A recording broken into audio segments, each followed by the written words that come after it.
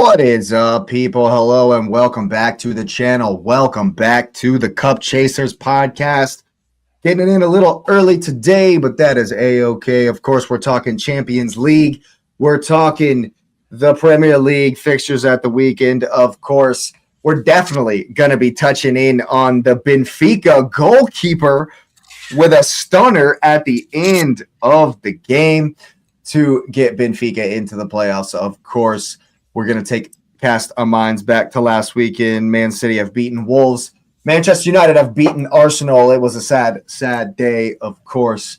And then we're going to take a look at Spurs versus Manchester City and the away trip for Arsenal to Elland Road. It's going to be a tough one. A lot to get to tonight. So go ahead and smash up the likes on your way in. Of course, people, thanks for being here.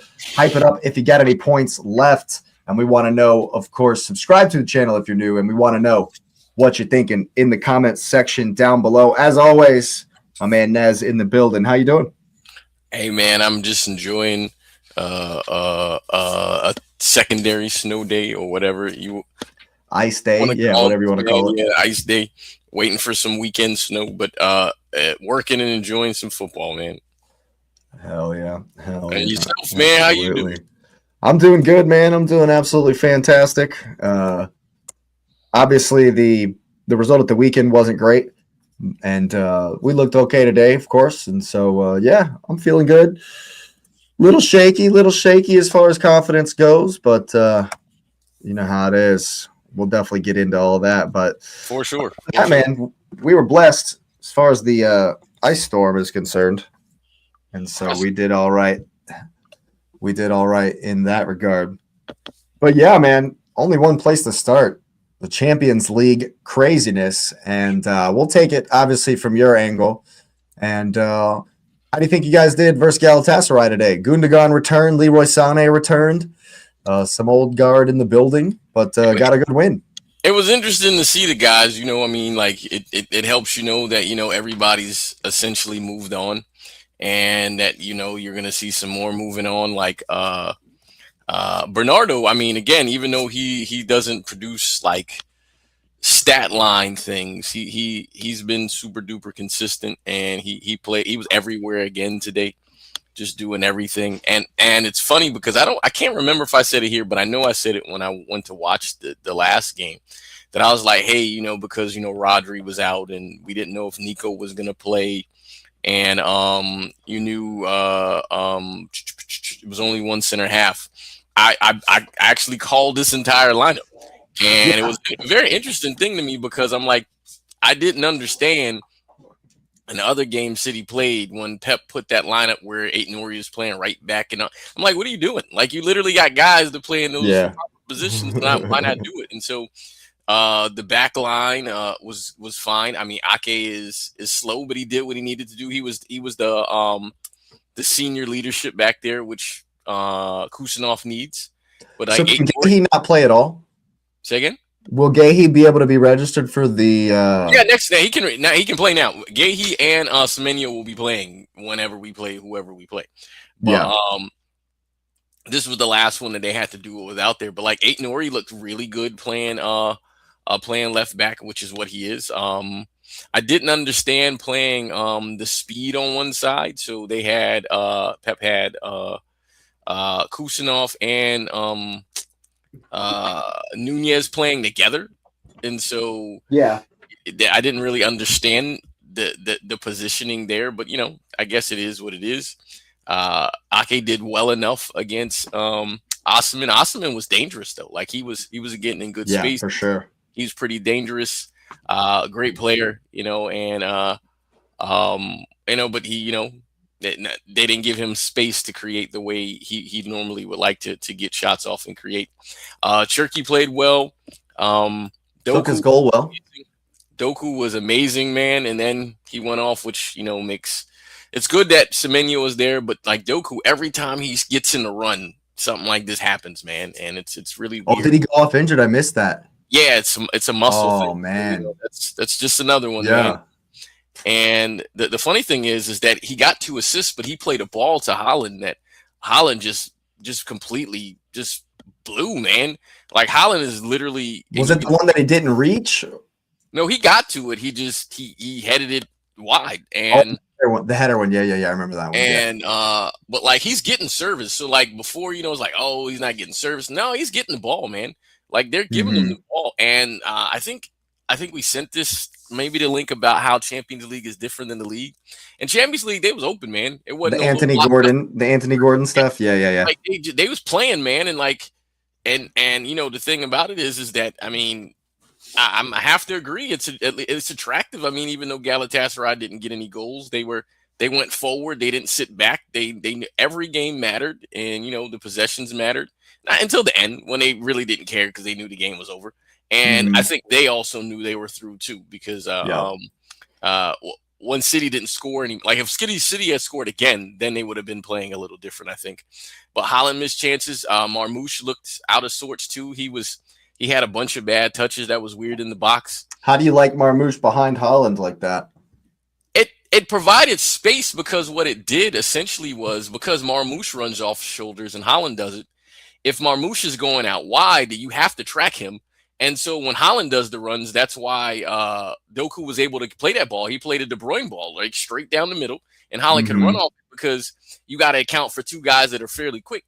And so, that benefited in the difference in not playing that tiki-taka ball and like playing, to space. And they looked good. I mean, it was weird because when Foden came on, he worked. Like you could see he worked, but he's off it too, man. Like you can see he's off it. And Reinders came in and I mean, he's been pretty good. Like he's consistent in what he does. If I was injury. Yeah. Yeah. Well, it's funny because him and Sanchez, the commentator called them the Bandage Boys, which was Bandage Brothers, which was hilarious. But they just clashing their heads for going for a ball, which anybody who's ever played football knows that happens. It's a normal thing. Absolutely. But Reinders looked pretty good and pretty normal, and so I think he found his feet in the team and what he's supposed to do. But up front, man, you got to get the strikers find it for him. I mean, it's good that Holland scored, but I mean, Shirky had a good goal, and he plays well in space. But I think Holland's movement has been weird. I think that's really been the issue where he's good, but like he sometimes looks lost to where to go, and his finishing has been really off. So because he easily today could have had a hat trick, he was just missing. Yeah. He was missing stuff. So I mean, hey, take the 2-0 win, get a clean sheet, and while not necessarily being too terribly pressed, and moving on forward to the next one. And the Doku thing, I hope I'm doubting he's in the next game, which is fine because Semenyo will play on the wing, Shirky will play out there, Holland will start, even though I don't know if he should, because Marmouche didn't put himself in the greatest lights ever. Right. And those misses though, those misses though, just if you would have scored 2 more goals,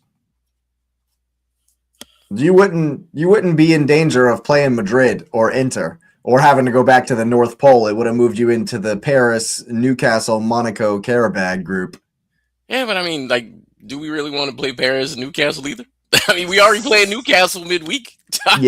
Yeah. But I mean, to face Inter right out the rip, or Madrid, or Bodo. Yeah, hey, the bogey. Hey, I'm glad they won, so they're not the bogeyman just for City. That other people got the bogeyman done to them too. Atletico Madrid, no less. That's what I'm saying, man. And so I'm cool, with the result. I mean, I'm just glad that they made it in the top 8, and there's some rest in there, so there's not extra games. Yeah, I was really hoping. Form has not been great, and the back line looks a little more steady. So Gahey will obviously steady that. If I'm guessing a back line, it'll. There's no way he plays Ake. Like Ake looked slow, and you can't play him. Yeah. So I would assume Gahey and Kusanov. I think he keeps the. Ooh, I don't know who's going to play the left because Nunez is going to start, but I don't know who's going to play the left because How did Nico O'Reilly and Bernardo Silva work out in the center today? Like I tried to watch it all, and so I wasn't able to kind of really focus on everything. Well, Bernardo was in more there. of the 6. He was more of the 6 than O'Reilly. But O'Reilly was fine. Like he went forward when he needed to. It was sort of where they weren't playing the double 6, but they were. Because O'Reilly was the 6 and Bernardo was your 8. But then O'Reilly, because he has the legs, went forward more than Bernardo, unless Bernardo was covering like a wing when he went, because he's normally the one who goes up and covers a wing if the winger is out of position. And then O'Reilly would sit there at the 6. But other than that, O'Reilly was fine. When O'Reilly played with Nico, they played double 6. And, both of them have that freedom to go back and forth, which is why I just got a feeling that that's what's we're going to see. Because Rodri for sure is playing against Spurs. Mm-hmm. And I think Nico showed enough where I think he could play. And I think if you play those two together, the only question is do you play Bernardo? I'm saying, yes, he always plays him, but then you lose some creativity. Because if I play my double 6 with Nico and Rodri, and I got Semenyo on one wing and Shirky on the other one, because that's your wingers, then and Holland is very likely to start. You're not playing Marmoush. Foden is not in form. So you kind of sort of have to play Bernardo. I guess you play him there, I think. Or do you go full on crazy and you play Ait Nouri at left back and put O'Reilly in the middle with those 3, right? So it's O'Reilly, Nico, and Rodri as your 3 midfielders, which would be different. That's some steel, but not completely different. I mean, but you're certainly just letting your front men do their thing. The front 4 just. But Nico O'Reilly's a 10. Like he literally, that's what he came up as a 10. I mean, that's how he prefers to attack. You can see that. Yeah. So could he play the 8? Yeah, I could see him playing the 8. But then you got Reinders who could play. So I just Bernardo's starting, even though I think if you played Nico, Rodri, and Reinders together, I'm good with that one. I'm good with that. That's a good one because Reinders literally plays the 10. He loves being up front. So I don't know. I think the midfield is a bit of an issue. I think the wings are sorted because Shirky and Semenyo will be wide. The back line it's outside of left back is a bit weird, but I guess it depends on like what he's going for. But I think the Spurs game, freaking bogey game, man. Just freaking bogey games, dude. I'm hoping. And it's London too, man. Like they're going there, and Spurs. I mean, they have on them. They finished. You said 4th, right? They finished 4th. Finished 4th in the Champions League, bro. 4th in the Champions League. Even though I don't know what their league form looks like. What does their Premier? They're in 14th in the Premier League. I don't understand it. It's crazy. Yeah, they're in 14th in the Premier League. Wait a minute. Now I gotta look because 14. No, I believe you, but I'm like, what's the points? They're on 28 points. They're only 8 off the relegation, and 3 Nottingham Forest, who is 17th, is 3 points behind them. So they're in there. League form is draw, loss, draw. Yeah, it's not good. Draw, loss. It's not good at all. Oh man, I literally have no idea what to expect from that game now. But somehow 4th in Champions League. I have no. Yeah. Well, Chelsea has done that. I think it's a London team thing. Yeah, I think it's a London team thing. But let me ask you this. Let me ask you this about it, because with Arsenal failing to slam the door in your face numerous times now, and with this boost of scraping in, well, I wouldn't say scraping. It was a point. You did win by a whole point. It wasn't like a goal difference thing or whatever. But anyway, but getting it into 8th and getting the boost of not having those extra 2 games, and now Champions League is decided we can put that on a shelf for a while. Is the mentality of the belief is it kind of coming back where it's like, hey, there's still a chance here. You know what I mean? Like, you're still obviously in all 4 competitions, and we haven't put you to bed in the Premier League. So going forward, even though, yeah, maybe it's a bogey team historically, but going forward, you got to feel like you're in a great place considering. I'm just saying you could be even after beating Wolves and us losing to United, you still could be 8 points back, but instead it's half that. I agree, but I think it's sort of a it's appreciation for the position because okay, there's the chance has been offered, but one, like, the team knows it could be better because of just chances it's missed. Like, the team is literally out of form. And so the greatest, in my opinion, the greatest question to ask is what's it gonna take to find form again?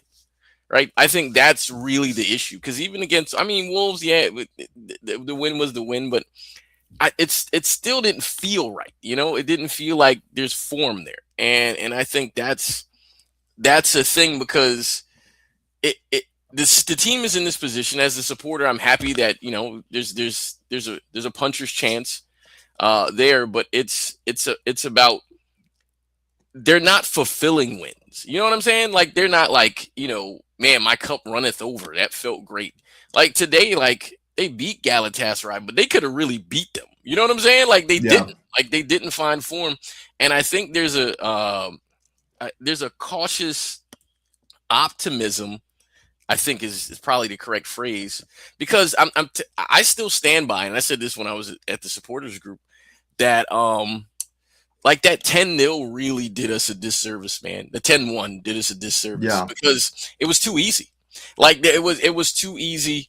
Guys who shouldn't get confidence, or guys who shouldn't be playing was getting confidence, and, you know, you're just like, no, man, against the real teams, they're not going to play like that. And so it's almost like I don't want to play sucky teams because then there's no reason to raise the level. So for me, am I happy that they're in the position where, you know, there's a lot of things still available to win, or technically everything is still available to win, but I'm looking for form, right? Because I feel like if there's form, then any results that don't feel right, you feel like you can get the ship back right. But there's no form. So, like, if there's a bad spell, it's a bad spell. You know what I mean? Like, there's nothing to like to go back and lean on. Like, looking at the league form is draw, loss, win.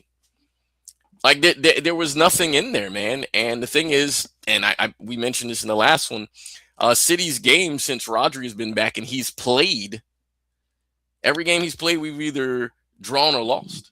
Yeah. And the games that he didn't play but was like available, they won all of those games. Today is another example. They won this game. And so, you know, he's going to play on Sunday. And he should. I'm not saying he shouldn't play. But I need this part right. Because it's still, you can't hang him out to dry, though. Huh? You can't leave him in there by himself, hung out to dry. You just can't do it. I agree, but that's indicative of how they play when he's on the field, because there's an assumption that he's who he was. And then, you know, I was one of the first ones to say, I don't think he's coming back to be Ballon d'Or guy. Like, he's not that guy. You can't be that. But they keep thinking that. And until they start playing that way, they won't do that. Think about when Nico Gonzalez plays, they never played, and we had the good run. They never just left him out there. Because there's like, okay, there's this team sort of synergy. The Haaland thing, like when Haaland was going through a dry spell and nobody could score, it was it's the cult of personality where you have to be careful of these guys that have performed larger than life on the biggest stages. We got to know if they're off it. Immediate click on, and we go back to the team concept. I mean, you should stay in the team concept all the time, in my opinion, and let them drag you if they need to. But other than that, the team concept should be how you function. And that's largely what City did, because you got to think, and this is actually going back a couple, like last 4 seasons, De Bruyne would get hurt every year for the last 4 years. And when he would get hurt, the team automatically flipped to team mode. And then when he came in, he knew what to do to come in to be like, okay, I'm Kevin, I'm gonna do the simple things I do, and that was enough to make us that much better than everyone else. But then Right. in his last season, that De Bruyne didn't exist anymore, and we got what we got. Yeah. And that was the problem, because all of last season it was like, well, we're just waiting for Kevin to click on. You can't Yeah. do that, man. You can't wait for a guy to click on anymore. And now it's And like we're just waiting for Rodri to click on. right, but then what's so beneficial, which is why I want to see him play with Nico Gonzalez, is because I think Rodri can be the sit back and wait Rodri. Mm-hmm. And then we're not worried about hanging him out to dry, because Nico will come back and cover. You'll have Rodri directing traffic, and this is where I think you can do it. You can trust the team and leave Bernardo off, because I understand why Bernardo plays all the time. It's literally the reason he plays. Yeah. But if Rodri can be in there and do that, and then Rodri and Bernardo are the substitutions for each other, then that's a different feeling. Right, because then Bernardo can be your closer, and that's, we're like, okay, good, we're fine. Bernardo's on here. We're closing up shop. Nobody's taking the ball off him. He's gonna make the right play. So I would like to see the team start, with the Rodri, Reinders, Nico midfield, with the Semenyo and Shirky, with Holland up front, and the back line of O'Reilly, Gahey, Kusanov, and Nunez. It's interesting to me that Gahey so far doesn't seem to have changed the philosophy at all. I asked you if you thought it would change their reliance on the high line, and it hasn't so far. But Thomas Frank in the last couple of games has played a very fast team, and it was a very fast team today. Jed Spence and Udogie played. Odebear and Kolomawani started. And if he starts a similar team, they're going to have chances in behind you. It's going to be fast. Oh, for sure. Here's Arun. What's up, buddy? What's up? He's back. He's ready. He's already let me know yesterday that I'm in for a cooking when we get to the Arsenal section. That's for sure. Did he predict that outcome? He wants me to apologize. Look at this. Look at this. He wants an apology. I don't know if I'm going to go that far. I'm going to go that what's far. What's the apology for? Because I said we'd smoke United. I said we would smash them. Did you say that? Yeah, I wanted a 5-0, bro. I said it'd be bad. Yeah, I didn't say that at all. It wasn't great. It was not a good look for me. It wasn't a good look for me at all. Oh my God. Talk about eating your words. But yeah, I think that it's going to be, I mean, like I say, the blueprint's there. And of course, Spurs are, as you say, the bogey team. Bogey team, man.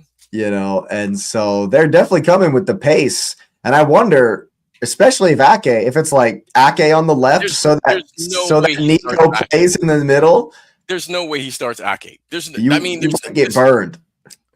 That's why the back line literally will be Kusanov, who has speed, Nunez, who has speed, and then O'Reilly, who has decent speed, with Gahey. Yep. That's the back line. Any other back line, you really got to look at Pep and say, oh, you just want them to kick the ball over the top. Yes, you're just asking for it at that point. But that's why they're gonna do it regardless.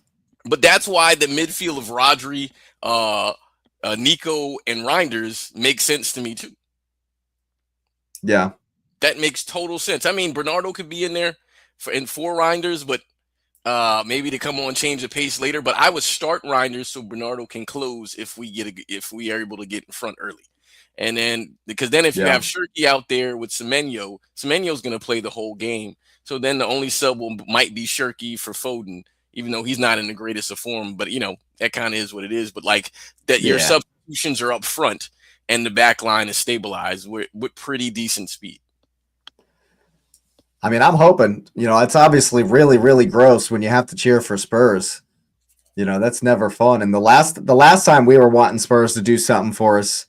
Well, it's funny, and I was talking to some people because they were talking about the game because I didn't think that that United would beat Arsenal. Yeah, They have, matter of fact, I think I said it here because I said I don't know if I want them to beat them because the United fans will become unbearable for that exact statement that was just made. For that statement right there, because there's United people like, oh, like, have you heard? Who doesn't remember this? Who doesn't remember Heung-min Son and Pep on the ground like this? Who doesn't remember that? I remember a trophy. That's the only thing I remember. But yeah, okay, all right. I look at that and I say, man, I was cool with a draw. I'm like, hey, man, a draw is good. I didn't think United would win, but I was like, I'm good with a draw. And then people was like, yeah, you got to root for United. I can't do that though. I just couldn't. Yeah. I can't do that. Yeah. So, as low as I've been, as low as I've sunk, I've never cheered for Spurs. I've never wanted my own team to lose so that someone else does it. Can't do that. No, I've never pulled a Spurs, and they're saying the same kinds of things. I've been hearing the same kinds of things about this fixture. Just go ahead and throw it, But how can you? They're resurging, 4th in the Champions League, bro. Look out. Well, the funny thing, I'm shameless. I'm absolutely shameless. This is crazy. If City are able to get the win against Spurs, I think Spurs go all in on Champions League. All in. I don't think. I mean, look, they're 4th. I mean, we can't make fun of them. They're 4th.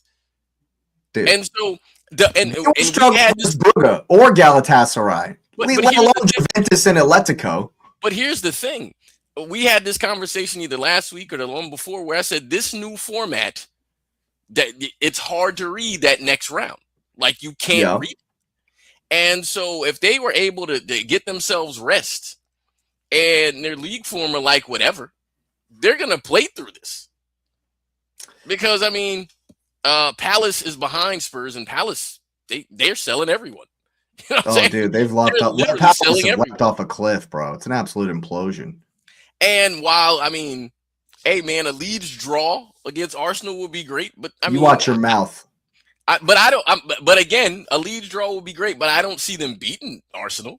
I don't see it. No. So behind Spurs are Palace, Leeds, and Forest. I know they're not like they don't expect the teams behind them to do anything. I don't know, man. I mean, they need to be long. They need to watch out. Leeds are not mugs. Palace plays Forest. They're playing each other, so they got a 6-pointer. Well, there you go. So if Villa continues to form, they need to support Tottenham when they play. I'm not supporting Tottenham. There's no support in Spurs. It's not a thing. Oh, also, I'm glad he mentioned Villa because that was another thing. Because the other thing I, as a City fan, but also the mentality to be aware of what else is out there, we can't keep skipping Villa. Like, Villa is on the same amount of points as City. And, I mean, they played – that looks at who they play, Brentford? Is that who they play? They played Brentford at home. And, I mean, they're playing for something, And so it matters. Actually, let's go back here. Let's go back and take a look at tomorrow. They play Salzburg. Okay, so let's find the table. Let's look at the table. Why are we looking up Europa League stuff right now? What are you doing, Arun? You know why you're doing it. You got me looking up Europa League stuff here. Focus on that to play champs. Dude, Villa have already qualified for top 8. No, they can't even. Yeah, they're going to rest. So, yeah, they're definitely going to win. Yeah, he's right. They've already qualified. So they're going to rest, you would think. And then, but Brentford is good. Brentford is in 8th. Brentford's playing for something. Brentford should have beat Chelsea, too. So we just got to account for, hey, man, these teams are playing for stuff. So, I mean, we got to count Villa as a real team. Mm-hmm. Now, after that, there's a pretty significant gap. But, I mean, United is there because I remember saying this to a buddy of mine. He's a Chelsea fan, and Chelsea got their win. And he's like, oh, yeah, this is awesome. I'm like, well, if United can nick one, they would have been like there. But I was like, if they can win, which I was just saying, just blowing smoke, they'll be in 4th. And then United is in 4th now. There they are. Yeah, Asif dagger blow sends Liverpool to 6th. Yeah. The only way we see well, yeah, if someone wins Europa, absolutely. Yeah. If Villa wins Europa, I can see that. I'm pretty sure like 5 English teams from Champions League will be in Champions League. Yeah. Oh, yeah. The coefficient's already confirmed because of what happened today. Yeah, okay, he's cool. Right. Because we all finished in the top, because 6 of us finished in the top, 4 of us rather finished in the top 1, 2, and 5 actually finished in the top 8. And so in Europe, is it just Villa? Who else is in Europa League? Nottingham Forest. Oh, well, I can't find them. Oh, there they are. They're 16th. They're 16th? Yes. Jumped off a cliff, bro. Nottingham Forest. But they're just imploded, man. But they're on 11 points, and the next team, Celtic, Forest would have to get beat. They've qualified. They've qualified because Ludogorets, the one in 25th, cannot get to 11 points, so they've qualified for the. Yeah. They've qualified. So at worst, they'll be 24th. Worst. Yep. So they're there. So that's 2 Premier League teams, and who is there a Premier League team in conference? Palace are in the Conference League. And what do they look like? Like they're in 10th. They're in 10th. That one. Qualify? Yeah, they'll qualify for the playoffs. Oh, as long as they don't take a really horrendous loss. Who do they play? But I don't know. Oh, they play tomorrow. It's not. The next one is in February. Oh, they're in the round of 16 already. They're already there. Oh, okay, never mind. They play some no name. Yeah. All right. Fair enough. So yeah, we're gonna have a ton of. It'll be the same next season. I could see 6. That'll be interesting. But also, if you look at that, then Palace are in all of Spurs' relegation battling teams are in European competition. How does that happen? Palace and Forest down at the bottom are in European competition. That's probably why it's happening. Yep, they don't. And Palace has sold everybody. Yeah, that's because of too many winning the. Yeah. Oh, I remembered all that. Yeah, I remembered all that. Palace was supposed to be in Europa because of winning the FA Cup. Right, but they couldn't be. Because of how many teams. Yeah, which is weird. Forest should be in the Europa and Palace should be. It should be the other way around, but whatever. But I think that's certainly hindered both of them. But Spurs, they can't. I guess they'll be all right. They'll probably be all right as far as relegation. They're still going to get up to play City, man. They'll always be up to play City. They'll still be up to play City. I mean, we'll take them laying down, but they always do. I'll take anything, man. It don't matter.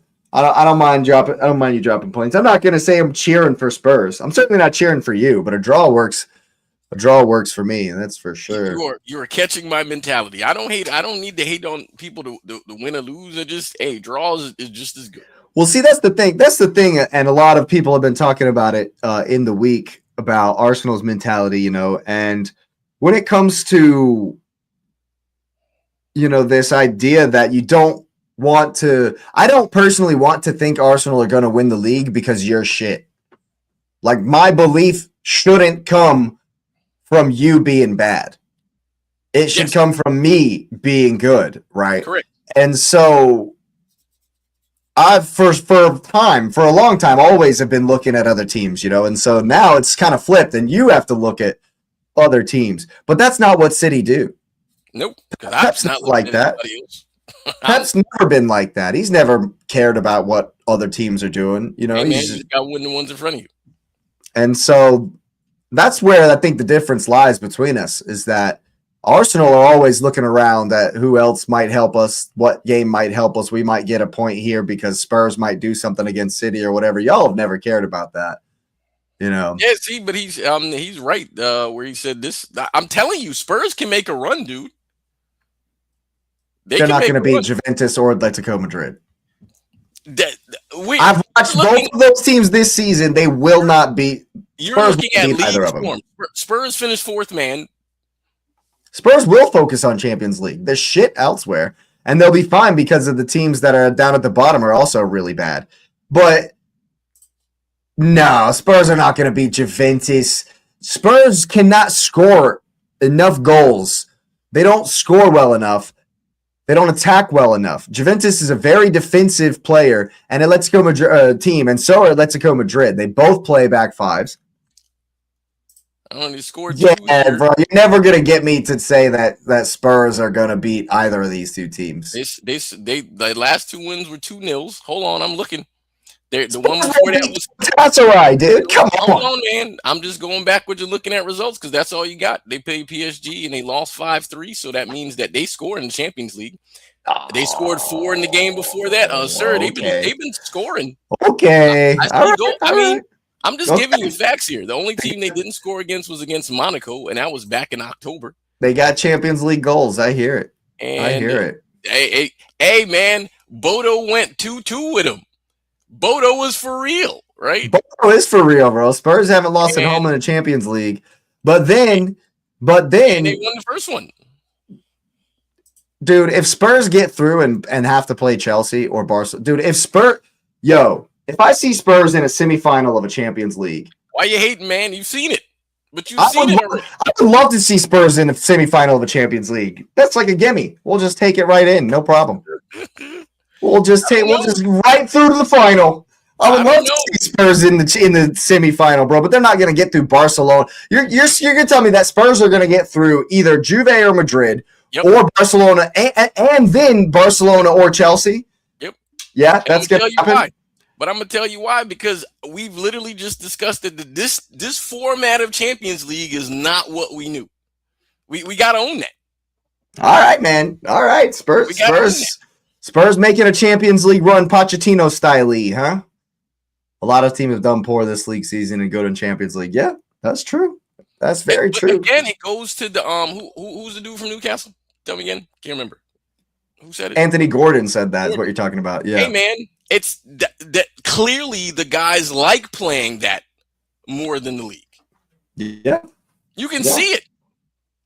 Like they scored in every game except one. So they scored in all games but one. The first game they only scored one, and every game after that they scored at least 2 goals. And every game after that. Well, hopefully that will absolutely buoy them for the weekend. That's all I need. Hey, different teams are different gravy. A lot of European teams have struggled. That's true. That's true. I'm really hoping that Spurs getting all those goals in the Champions League and finding themselves in 4th place really help them at the weekend. Hope it does something for us. But as we know, segues are very weird.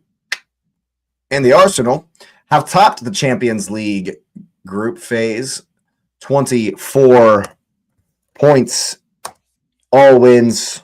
No draws, no losses. Fantastic performances. Yeah, man. Today, I didn't exactly see a whole lot of the Carrick game. I had my eye on the PSG Newcastle game, had my eye on the City game, Chelsea game, but it was interesting the way we lined up today. Yes, of course. Of course, Lauren's Legends. Of course, I would say I love Spurs if it meant Arsenal won the league. I don't care. If Arsenal win the league, whatever. The rest is whatever. You know what I mean? It's like that question. If Spurs win a Champions League this season and Arsenal win the Premier League, would I take that? Yes, I would. 100%. I'll bite your hand off. I don't care what the rest of the other teams do if I win the Premier League. That's the goal. Wait. So you take that, but what if who they beat in the Champions League final is you? Bro. Yeah. Bro. Would you take that? Bro. Would you take that? What are you doing to me? You can't put scenarios and not have all of them on there. What are you doing to me?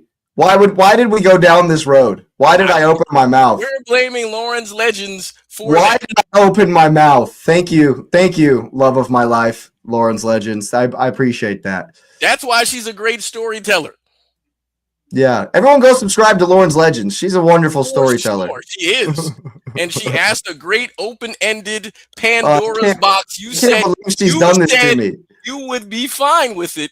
And my wife, ladies and gentlemen, you're in the same competition with them where you could lose to them. My wife, ladies and gentlemen, has put me in a blender. Or even better, Absolutely what if put me you in the lose to blender. them in a semifinal? The final would hurt more. God, But yeah, a I would semifinal, cry. I would cry if we lost to them. If we lose to Spurs in a Champions League knockout phase tie, I will cry. That's so embarrassing. wait a minute. So you win the Premier League, and then the next week you play them in the Champions League final, are Don't you do it. telling me that? What are you saying? You'd be fine with that? Because you just said you'd be fine. Because I don't believe that one. God, that There's would hurt no so way you're like, much. hey, we won. Because there's no way That would you can hurt say, so oh, we much. won the league. Because they're literally going to be like, but, Oh God. but. Yeah, I might have to say no to that one. You may have got me here. You may have me in a logic trap. Was You may this have me in a logic trap. the last four against? Yeah. Hey man, hey. We'll take I'm hoping. We'll I'm take hoping. a win. But you know I'm the hoping. funny thing is we won against them when we needed to win against them. Yeah. Yeah. Indeed. I don't know how you got me on this. I don't know how we got on this, but because the Man United fan asked you the question, and you blanketly was like, "Yeah, I'll take that." And then Lauren added it was some a dumb thing to hot say. sauce to it. And then because I'm paying attention, because It was you a just dumb thing to said they say. couldn't make a run, then I said, "Well, what if they beat you?" It was a dumb thing to say. Yeah, I would be furious. It would be. Would the league feel so great then? Because I'm gonna say no. The league would feel tainted if we won the Premier League and then lost the final of the Champions League to Spurs. It would be so tainted. I would vomit, and I don't know that I could. Oh, look at this. Really, babe. Thank you. Thanks for that. Yeah. Oh my God. If we lose the Champions League final to Spurs. After you win the league wouldn't even feel like shit, man. Well, I'm gonna have to say it. I'm just gonna have to come out and say it. If we lose the final of the Champions League and Spurs win a Champions League before Arsenal, lock it off. Shut the club. Shut the club down. Fuck it all. I'm over it. Nah, dude. We'll never live that down.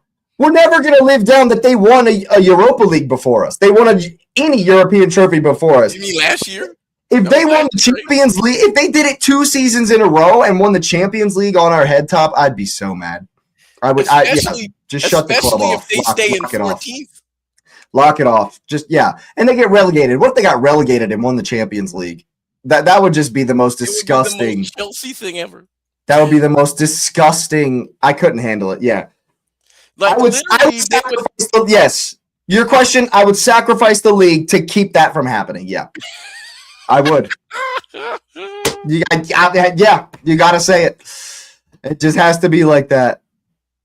Bro, this man is pouring all the salt.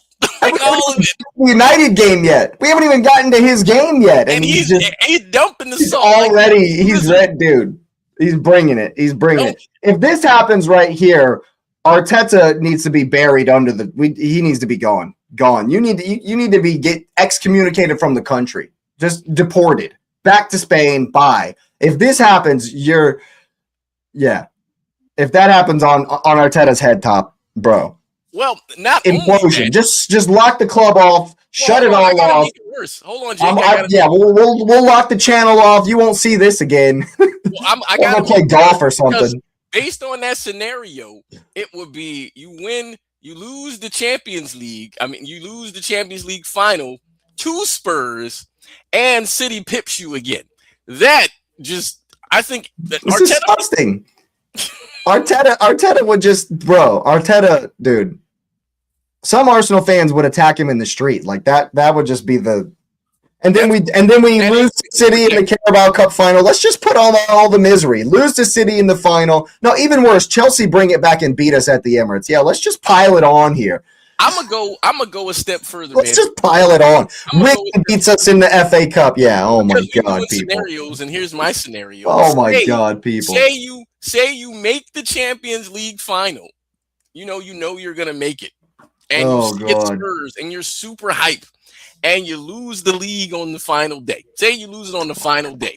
Then you're like, we're totally gonna beat Spurs because you play Spurs again this season, right? In the Yeah, league.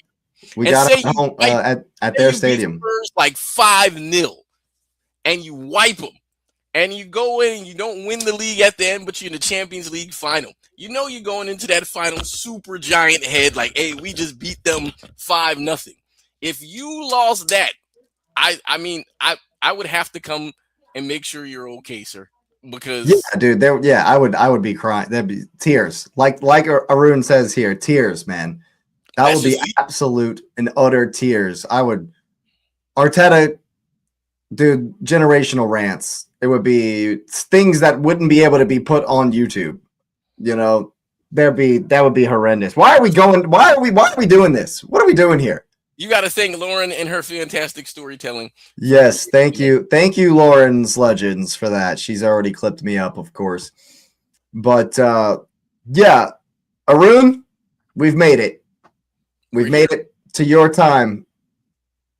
We're going to throw it back. And we're going to discuss Man United here for a second. Dude, I came with all the smoke. I came with all the chest. In my preview, I said we need to win 5-0. We need... Dude, I hate Man U so much. I absolutely hate Manchester United with an absolute fiery passion, man. And we just, like... Man, we need to give them one. We need to beat them really, really bad. Really, really bad. You know?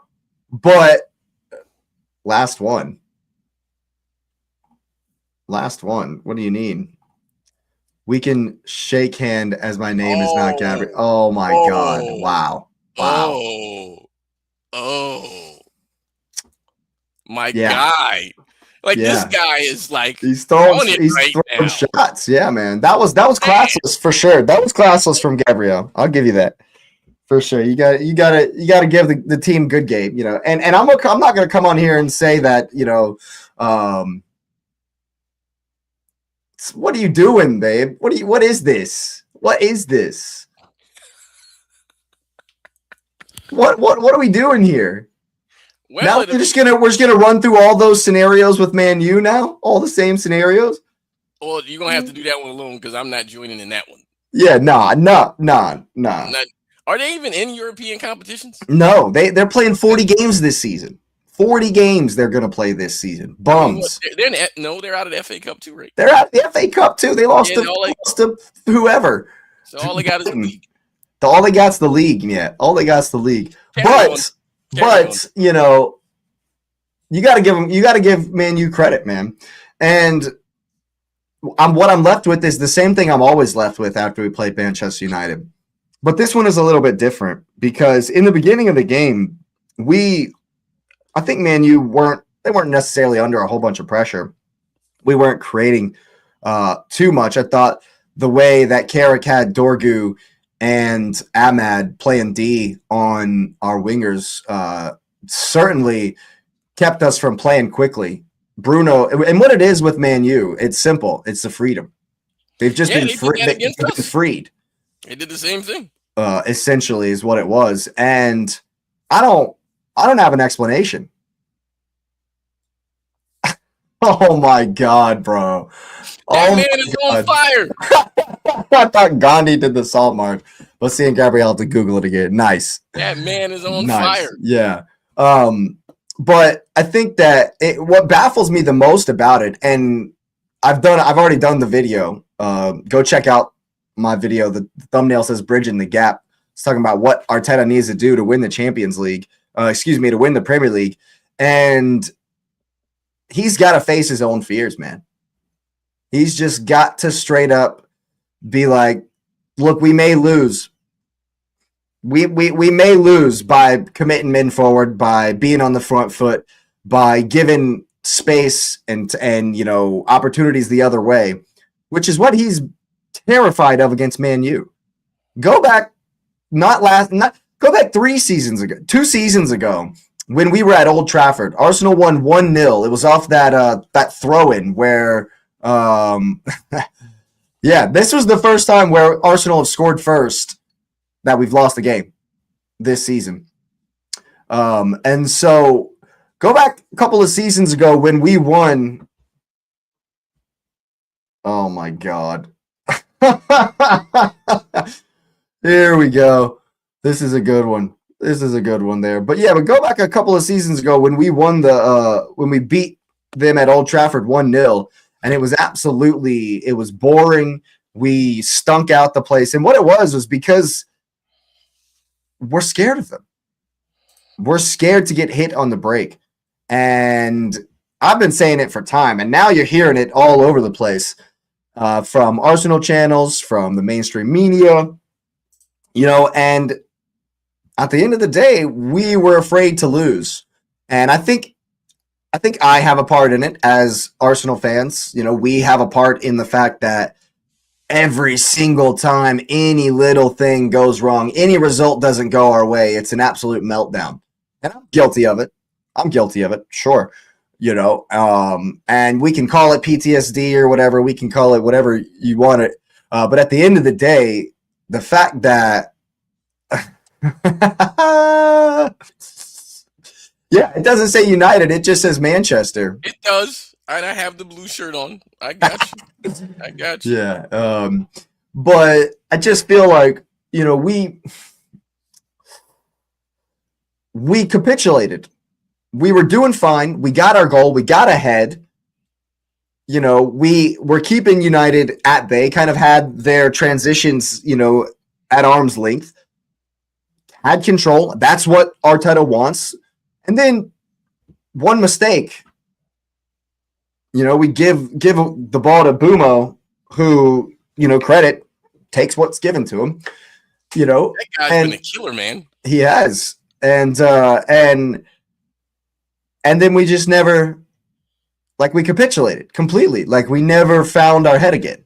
And so in the first 5 minutes of the second half, it was helter-skelter, and then Dorgu scores the best goal of his life. Oof. Absolute worldy, and we lost it completely. Just Arteta lost his head. The guys lost their head.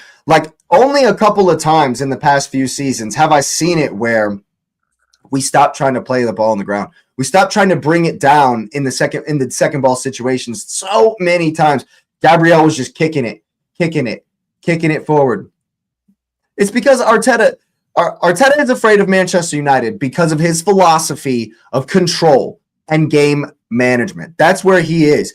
And Manchester United's best attributes since Arteta's been here has been counterattacking on the break. How many times did I say it with Ten Hag that they need to just embrace what they are? And Mikel Arteta is so terrified of Bruno Fernandes being free like he was. He literally did the same thing 2 weeks in a row. He's so terrified of Bruno Fernandes being able to hit us on the break. But he's good. Yeah. I mean, I get it. But you can't be scared. You have to nullify him. You have to play to nullify him instead of being scared. Yeah, but for the first 30 minutes of the game, we were winning the second balls. We won all the second balls in the first 30 minutes of the game, Arun. And then when we shit the bed, the literal definition of bottling glass, lose your ass, yeah? The little definition, we never got back. We never started. We weren't winning second balls. We weren't battling hard enough in the midfield. Mourinho fell all over himself. Well, when Cunha scored the third goal, and it was give and go. It was 3 give and goes back to back, and we fell all over ourselves trying to, come on. The thing that I found interesting was United looked so unbothered when Arsenal scored first. They didn't look bothered at all. Nope. And when I saw that, I was like, oh, this team is they have their confidence back. And so when Arteta made the 4 changes, which did he do? Yeah, he did 4 changes all at once, which shocked me. I'm like, what is he doing? And at that point, I'm like, I don't really. I'm saying he lost his head, desperation. But here's the thing: yes, it looked desperate, but what changed? Okay, so Saka goes left, Eze comes in for Odegaard, Marino comes in for Zubimendi. But what changed? Nothing. There was no tactical differences. We're still playing for corners. Yeah. We're still trying. We're still getting scrappy goals on corners. Nothing changed. Even though he changed 4 players, including our captain. And that, I like Martin Odegaard. I do. I'm a fan.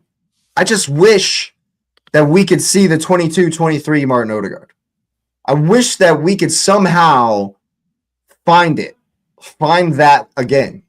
Nesmiro City and United games when you smoked our goal and wasn't scoring, and suddenly on the counter we were scoring. What was it, like the 6-3? Or when you weren't, when City wasn't scoring, and then all of a sudden United were in on the counter. Yeah, I think that's what he's talking about. Well, the thing is that derbies are weird, man. I said that before City. Like I didn't own that one. I was like, hey, man, derbies are weird. They are. And so you never know what you're going to get from him. But I think his point about like not good, the best now, I think he's talking about Bruno. In Bruno's form right now, he probably is the best. I'm going to give him that. Like, I'm not a hater. I'm not a hater at all. Like, I can fully. Hey, and moving forward, those last two games, he's looked phenomenal. You know what it is? Like I said, it's freedom, but it's also freedom for Kobe Mainu. Yeah, who's hurt? How long is he out? Because 10 weeks. He went down like that was a big deal because Mainu has been good. Dorgu's out 10 weeks. I don't know about Mainu. Hold on, now I gotta look. Dorgu's the one that got injured. Yeah. Yeah, I thought didn't Mainu get hurt? I think he got hurt though, man. Did he get hurt as well? That's rough. That's rough. I don't know. I might be wrong. So hold on, let me look because I thought he was injured. Leastways, during April. Oh no, then it's not Mainu. The freedom that Mainu has to cover for, the freedom that Mainu in there to cover for Casemiro and be the intermediary between Bruno and Casemiro also allows Casemiro to sit deep and not have to cover as much ground. So he's playing at the moment the perfect box-to-box role. He like the carcass of Casemiro was literally he's been revived. Been good. Yeah. He's been good. Like you can see it, but I think in part is because when he made the announcement about this is his last season, you notice his play went up because he's like, hey man, this is literally any sports movie where the guy's like, I'm gonna retire. So that means he's blowing his hamstring and everything in the game. Like he's doing everything because I mean, this is a legacy thing because I don't know. I mean, obviously I think he was on the team when they beat City for the FA Cup. I think he was, but is that the only cup they've won with him? No, they won the Carabao the year before. Okay, he was there. Okay, Casemiro was there for the Carabao and the FA, I think. But yeah, and so his point is the one game a week. It's super important. It's super important. It absolutely but that is. Also means if they lose to anybody, and so we're gonna make sure we flip the other side because Lewis I'm not gonna miss it on the other one. If they don't beat Fulham, they got Fulham at the weekend, who are flying high. You know, if they don't beat Fulham, you know, Casemiro surrounded by English pub league duffers from the get-go. Sean Maguire. Yeah, but hey, Big Harry, big slab head, he had himself a game as well. And Luke Shaw, once again, just like Casemiro, the Crypt Keeper's dad, Luke Shaw is just playing forever. You know, then it's one game at a time, which is literally the mantra I stand by. But like, did Bob go to Fulham? I know you sent me the thing. Oscar Bob went to Fulham. Yeah, we got the Here We Go today. Hey, man, Agent Bob is about to come get y'all. Just understand that, dude. Agent Bob about to do one. We just need a draw. We don't really care. Like I'm being honest, we don't care. United's on 38, so it's hey man. Yeah, United. There's like they're not gonna go on and be like second or third. They'll definitely fight for Champions League though. And you have not been paying attention to any socials because literally they was like, yeah, they're gonna win out for the rest of the season. That's what it is. Hey man, I ain't say it. Come on. That's what the internet's saying, that United's gonna win out. They're 12 points back, and they're gonna come back from 12 points back.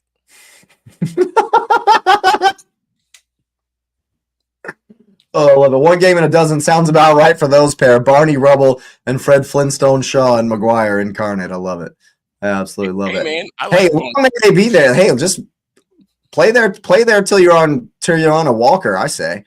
You know, let them stay.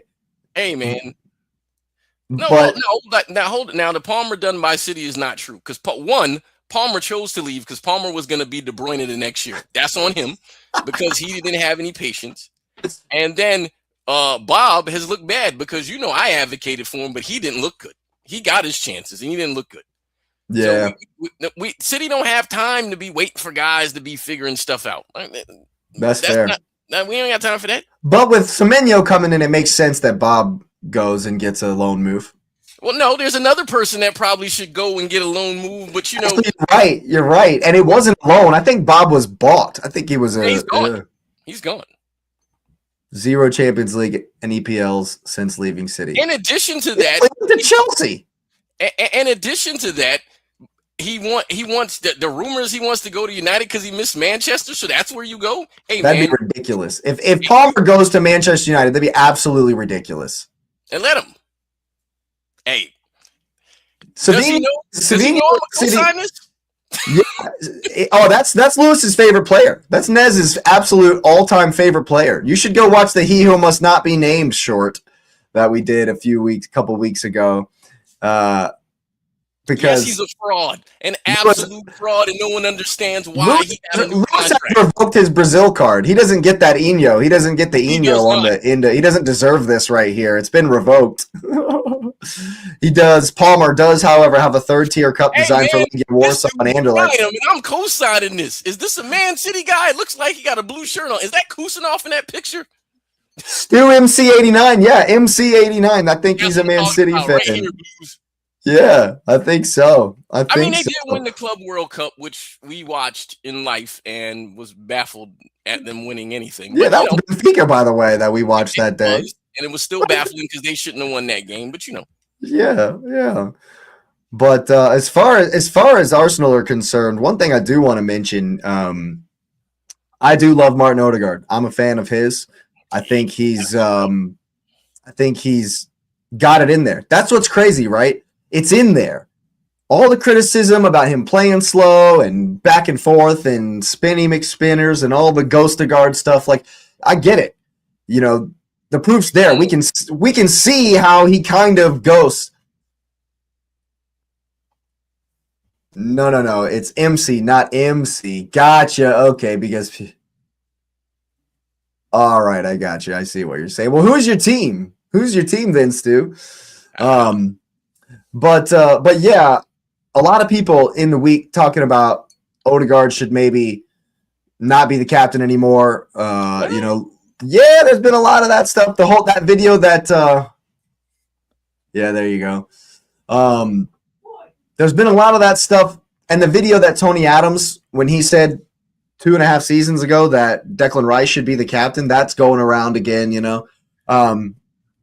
I personally don't think it would be a good. I think it'd be a terrible idea.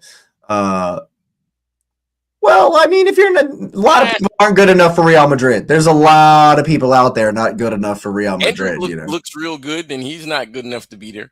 Yeah, so, Sevilla. Okay, Ramos about to buy the club. I saw that. You're gonna get Neil Maupay on loan? No way.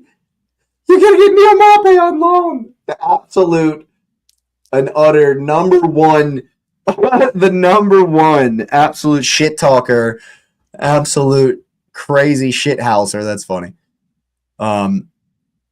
Yes. Yeah, I hear you. If Martin was, if he was the cream of the crop, they obviously wouldn't have let him go. But I think he's absolutely good enough to be in this team, as a part of this team, to help us win.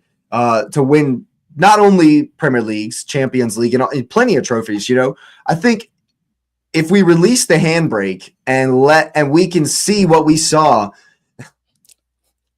Oh yeah, because didn't Sevilla beat Man U, or did Man U beat Sevilla last year's Europa League? Didn't they play each other recently? Yeah, it was last year. I can't remember. But if we see the 22-23 Martin Odegaard, if he can be released, if he can be released to play, you know, like we were, I think he can help us. Well, here's the thing that I think that doesn't benefit him, right? And I think this is one thing, because Bruno has gotten these, but Bruno, I think, has earned it more so because of what he's just been as a player. But, like, we're going to stand on De Bruyne was the best midfield of this generation in the Premier League. Bruno was right there. Like, Bruno obviously has his body and still there, so he's definitely, you know, putting his stake to the claim. And what the thing was, you mentioned the 22-23 Odegaard, is that he was getting compared to Kevin.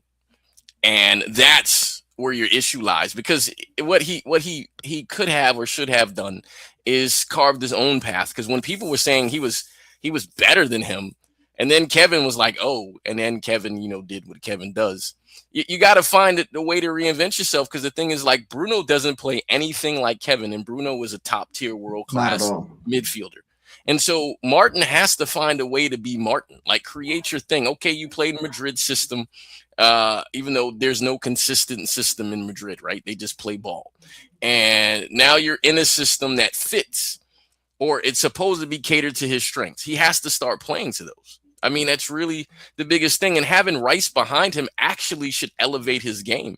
And so to see him playing the way he is disappointing. Now, I do know, and we account for it, the injuries haven't helped him at all, because it's inconsistent playing time. But in addition to that, because I saw this stat the other day, is that the front line of Arsenal don't score, man. Like, Saka hasn't been good. Gyökeres, Havertz.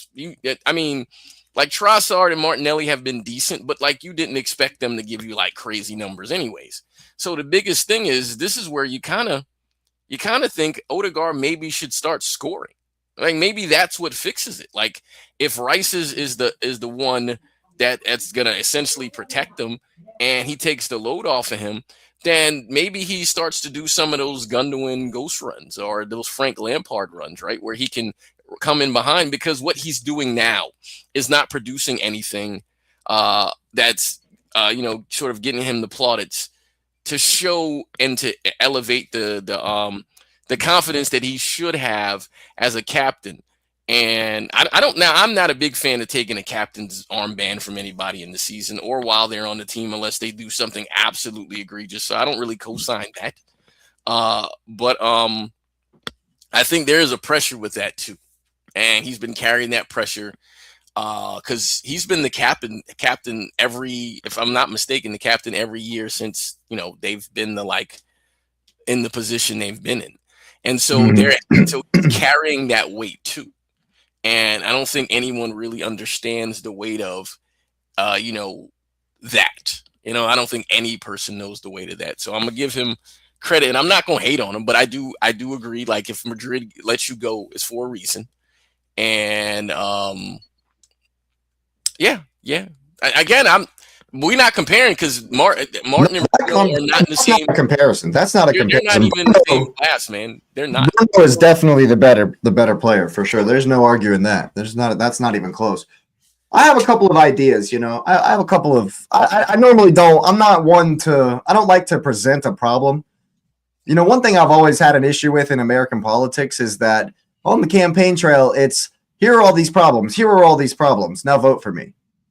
I don't like to come on here and say, oh, Martin was terrible, Martin was this, Martin was that, and just leave it at that, right? You have to look at the fact that when we need a goal, Martin's coming off far too often. As our captain and our creator, I agree with this. 100%, I agree with that. If Bruno was in our team and we could keep him from, and he wasn't the captain, yeah, because he's a terrible captain. We could keep him from affecting us with his toxicity. Yeah, we would have definitely already won the league. Yes, he's a winner. With Martin, it's a damning indictment that you get pulled off when we need a goal. Not only for you as a captain, but also for you exactly as a number 10 as well. It happens far too often. It happens far too often. Now, this time, when asked about it, Arteta said 2 shoulder injuries and the knee injury. And so we're still managing minutes. I agree with this, though. I think he's just saving face, Arteta was, for Odegaard here. But that being said, I also think it would be criminal, as Arun says, to strip him of the armband. I think one of the best things, just the same way I'm not Arteta out, for the same reason that I'm not ever going to be, not ever going to be as a stretch, but right now I'm not going to say that I want Arteta to go, because one of the best things about this group is that Arteta has them unified and playing together, and that when the players themselves are asked about Odegaard being the captain, every single time they back him, every single time they come out. So that's one of the best teams. The best things about us is that they will run through a brick wall for each other and for Arteta. And if you strip the armband or fire the coach, that goes right out the window. Please, why are you bringing up old shit? Why are you bringing up old shit, Arun? Come on, man. Come on, dude. So, you brought up a point. Now, I want your opinion on it. Like, because I've seen there's been some commentary. I think professional footballers or former professional footballers have said, they've been criticizing Arteta and saying that, the issue, I think it was Aubameyang. I think I sent that to you where they said he needs to have young players, basically players that don't like have personality or a strong enough personality to kind of overtake him. Do you think that's the issue? Because that kind of goes to the point about the Bruno thing, because I think they win, but I think Bruno does what he wants to do on the field. This right here is very true. Yeah. Harry Maguire is definitely a better captain than Bruno Fernandes. There might be a little bit to that. That Arteta doesn't want a big personality. I think Harry Maguire, as much as I make fun of him and I do the whole thing, he's been fantastic, man. I think he's been fantastic as a whole. He's definitely had his troubles and he's had his poor runs of poor form or whatever. But I think all in all, Maguire has been a very good mainstay for sure. Real quick before you go into the Odegaard thing and the Arteta personality thing, this is why I agree with that, and I agree with the point about Bruno, is because people will stand up and say, well, Kevin De Bruyne cursed at Pep, and he did in the game. And he played, and that's there. Like, it's public knowledge because people are like, oh, Pep's this doing. You need a guy that's like, hey, man, you over there. You know what I'm saying? Yeah. You stay over there. I'm going to do what I do. And I think that's the difference. And so now you can continue your point about like Arteta, young people. I think you're right. I think there is a bit that he's afraid to have. Let's give the worst example we can come up with. He's afraid to have Zlatan on the team. He's afraid of that type of personality on the team. I think there is a little bit to that because he knows that kind of mentality doesn't go with kind of the unity, that we go with. Yeah, I hear that. Hear that. And there is a school of thought that would say if you took the armband from Martin Odegaard, he might be able to play his position. What you said earlier about there being a weight to the armband, I think is very, very true. And you can see it when Saka either gets the armband after Odegaard goes off, or it's getting late and Saka decides, you know what, I'm going to be that guy. And now he's getting criticized for not passing, trying to take too many shots, being too selfish. But he's trying to be the guy because people like me on the internet are saying, oh, we don't have a guy. Arsenal doesn't have that guy. That stat that you read out, that you saw about our forwards is proliferating everywhere. I've seen it in all kinds of streams, all kinds of YouTube, Instagram, X, TikTok. I've seen that thing everywhere, man, and the players are hearing all this stuff. The players are hearing it, right? And so Saka's getting accused of doing too much because he's trying to be that guy. And the weight of that is heavy. Yeah. Well, the funny thing is, in having the wrong captain really affects your team. I mean, and this is a shot, but also not a shot at United. Bruno being the captain clearly affects them. I mean, yes, they've won with him being the captain, but he's like, you see how it affects them, right? And I think that's a big issue. But like, if you remember City last year, nobody really wanted to be the captain. And this year, Pep was like, I'm picking the captain. It matters, man. It absolutely matters because there's a weight to it that you're like think about how long all season people have been like on Pep about Bernardo. Why is he playing? Why is he playing? He's literally the one who steadies the ship, and he could care less what anybody thinks about him. Yeah. But that might be a Portuguese thing where Bruno are around Cristiano, and they're like, hey, we don't care. We have no idea what pressure is compared to that guy. Yeah. And so I think that might be a part of the thing where I think that, but then it kind of goes to your point about Arteta. If Arteta picks the captain, that means it's on him. And if it's on him, does he want that? Right? See, that's what I said. But see, that's what I said in the video I did on Monday about what Arteta needs to do. He needs to take all of it on himself. He needs to bring all the pressure, all of the quote fear, all of the accusations of cowardice. He needs to bring it all on him and free the players. Yeah.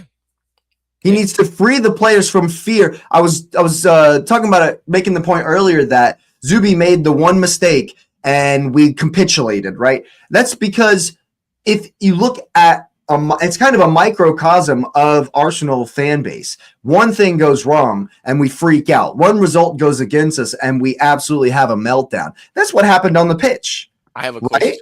No, go ahead. I have a question. That's what happened on the pitch, right? And so Arteta needs to take all of that energy on himself. And he's been to blame for a little bit of it because Eze misses doesn't mark Matty Cash one time on the end, and he misses 5-6 games or whatever. Doesn't that kind of look like the players might be scared to make a mistake in the league? Yeah.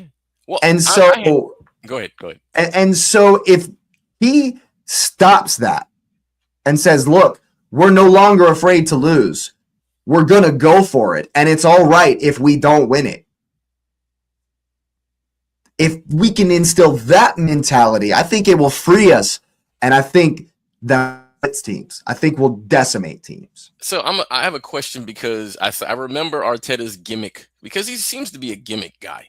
And Sure. I remember his gimmick with the pickpocket thing last year, which I thought was absolutely silly. I didn't understand that was 3.5 seasons ago, but okay. Well, whenever he did it, it was silly. And so I didn't understand it because of mentality or whatever the hell they was trying to do. Unity. He was looking for unity. It was dumb, whatever. It was dumb. So I have one that's absolutely radical, and I just want your opinion because you said let's take the pressure off of me. And I don't know if any manager has ever done this. Maybe this is a movie thing. But what if Arteta says, he comes out and he says, hey, guys, I'm taking all the pressure off of you. If we don't win the league this year, I will quit. That'll put so much pressure on them. They love him. That's the thing. But that'll put a shitload of pressure on them. If they lose off of that, then they don't have the heart anyways. Because if my manager, who I love, says he's gone, I'm doing anything I need to do to make sure he wins. If they fold under that, no, I hear that. Yeah, he should. I mean, I 100% think he should. If they don't win a major, I think he should resign. But I think he won't. But I think he should. I think. I mean, instead of just sort of shriveling your balls up in the space because you made a mistake, you're like, hey man, because what you get is they get made fun of for like the tantrums and stuff they do, but that's because that's here. If they're like, we're playing for the gaffer, that's different. I really think if he said, hey, if we don't win it this year, I'm quitting. He's not going to do that because he's too young to do that, just in his career in general. He's not going to do that. But I think if he did something like that, if he's a gimmick guy, that's the gimmick guy for if I'm him. No, I'm with you. I think he does. I think he does need to do something like that. I think he needs to take it all on himself and let them free. And what that would look like on the field is, you know how tactically we like to underlap with our right back, whether that's Ben White or Jurriën Timber, or we like to overlap Saka. But so many times you see the Saka, Ben White, or Timber triangle with Odegaard, and it's just over on that right, and then it gets bogged down, and then he goes back, and then it goes back out. If Odegaard would play 1-2 touch in that situation, either immediately put a cross in or immediately put a reverse pass in behind the lines, if we would just actually limit him to 1-2 touch in that situation, we would create so many more chances. We would get in behind so much more often. It's just about playing so much quicker, I think. And if we were allowed to play so much quicker, we would, I think, decimate teams. Arun says now they have the striker they wanted, the depth he wants, every position at least 2 players, and still doesn't win the league. when everyone is shit. Yeah, hey, yeah, that's absolutely it. It would be a long day. And that's why I think he should go. If we don't win the Prim or the Champions League, I definitely think Arteta should go. He won't. I think he got to say it. I'm telling you, man, I think he got to say it.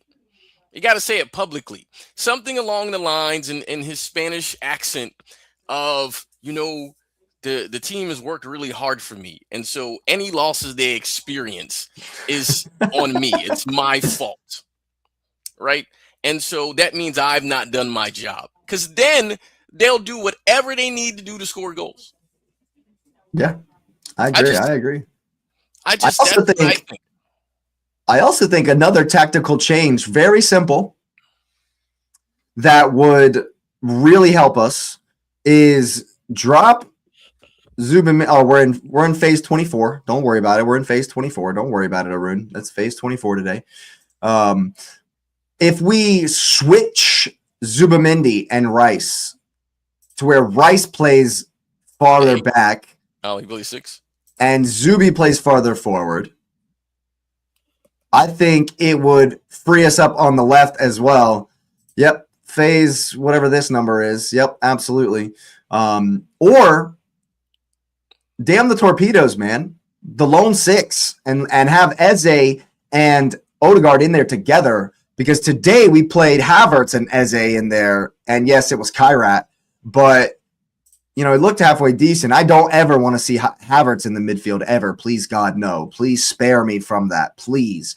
But Eze and Odegaard in the center of the park, we haven't seen it.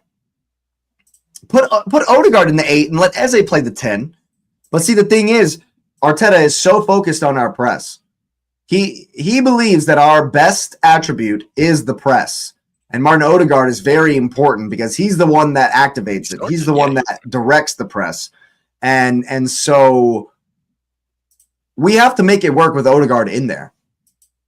But Odegaard got to make it with himself in there. He got to score, man. Well, Odegaard is going to be in there. And he has started to take a couple of longer shots. That's another option when he gets the ball in that area.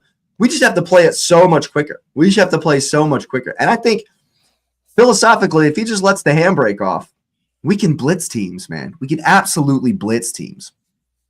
Now, at the weekend, Ellen Road is going to be very difficult. It's going to be very, very difficult. I'm sure the guys will be buoyed by the game today. And, of course, we'll be bringing the heavy hitters back in. I hope Gyökeres starts again. He should. He got the goal. Should have scored like 3 or 4 more as well. But, whatever. He's now on 10 goals. We have a player that has scored 10 goals this season. So there's that. But yeah, I definitely think it should be Gyökeres. Saka will come back in. Versus Leeds, Trossard. Actually, if it was me, I'd play Eze on the left. But I don't think he's going to do that because of how quick Jared Bogle and James Justin are, the wing backs for Leeds. I actually watched their last game versus Everton. They were getting up and down the wings. They're fast, man. James Justin got a finish on him as well. So I doubt we'll see Eze because apparently he doesn't track back. And so he's not going to, So I expect it'll be Trossard, Gyökeres, Saka, Rice, Zubi, Odegaard, and then Calafiori, who played today. Yeah, it'll be what Arteta thinks is our strongest squad. The only difference for me would be Eze would come in for Trossard on the left. But Leeds at Ellen Road, they start games really fast with a lot of energy. So we're going to need to match that. We're going to have to match it right out the rip. One thing I did notice, though, against Everton, which was really weird from Leeds, maybe not since they were home, they were at their best. Oh, wow. May 4th, 2003, right before our Invincibles started. This is like right before our Invincible run would have started then. At the end of the season, before the Invincible season, was the last time. Oh, and of course, he follows it up with a perfect day for Leeds to mash up the Arsenal. Then we're going to need to bring a lot of energy, and we're going to need to battle well in the midfield. Leeds were at their best when they were pressing high and winning second balls in the midfield. So what we need to do is press them even higher, because that's when we're at our best. Which is weird. That's what I was saying about Odegaard. It's in there. The 22-23 Odegaard is in there. Just like Arsenal pressing teams to death and playing with freedom is in there. We've won 8 of 8 in the Champions League playing like that. It's not like Arteta can't change to it. It's there. Because we've played like that every game in the Champions League. So why don't we just go into games assuming that teams are going to want to play and smash them? Press Leeds to death, win every second ball, and 1-2 touch in transition. It's very, very simple. Yeah, it's a tall order. It's going to be a tough game, man. Leeds absolutely gave Man City a game at the Etihad. Man City a bit arrogant, of course, in that one and let Leeds back into it. But Leeds are not going to be a pushover. And like I say, we're going to have to match them as far as energy goes. They're going to play. It's going to be very physical in the midfield. They're going to play a nasty low block, of course, and they're going to look to break, which is what Arteta's afraid of. But we just have to look, man. We're never going to win. I did the short on it. If you're afraid to lose, you're never going to win. If you're afraid to die, you're never going to live. How can you ever live? Look, I'm a poker player, right? You know that. I play poker every now and again, and I play tournaments. And when you play poker tournaments, every now and again, one is Villa against the other team. Yeah. For Leeds, lost 2 games at home this season. Wasn't it? It was Forest or somebody. It was like one of the relegation teams that battered them at home. I can't remember what it was. It was Villa that beat Leeds at home. No, it wasn't Newcastle. It was Burnley, wasn't it? It was Burnley or somebody that beat them at home. I think it was Burnley. Spurs. It was Spurs. Oh my God, for real? Wow. Oh, it was Spurs. Yeah, so we're definitely gonna have to better that.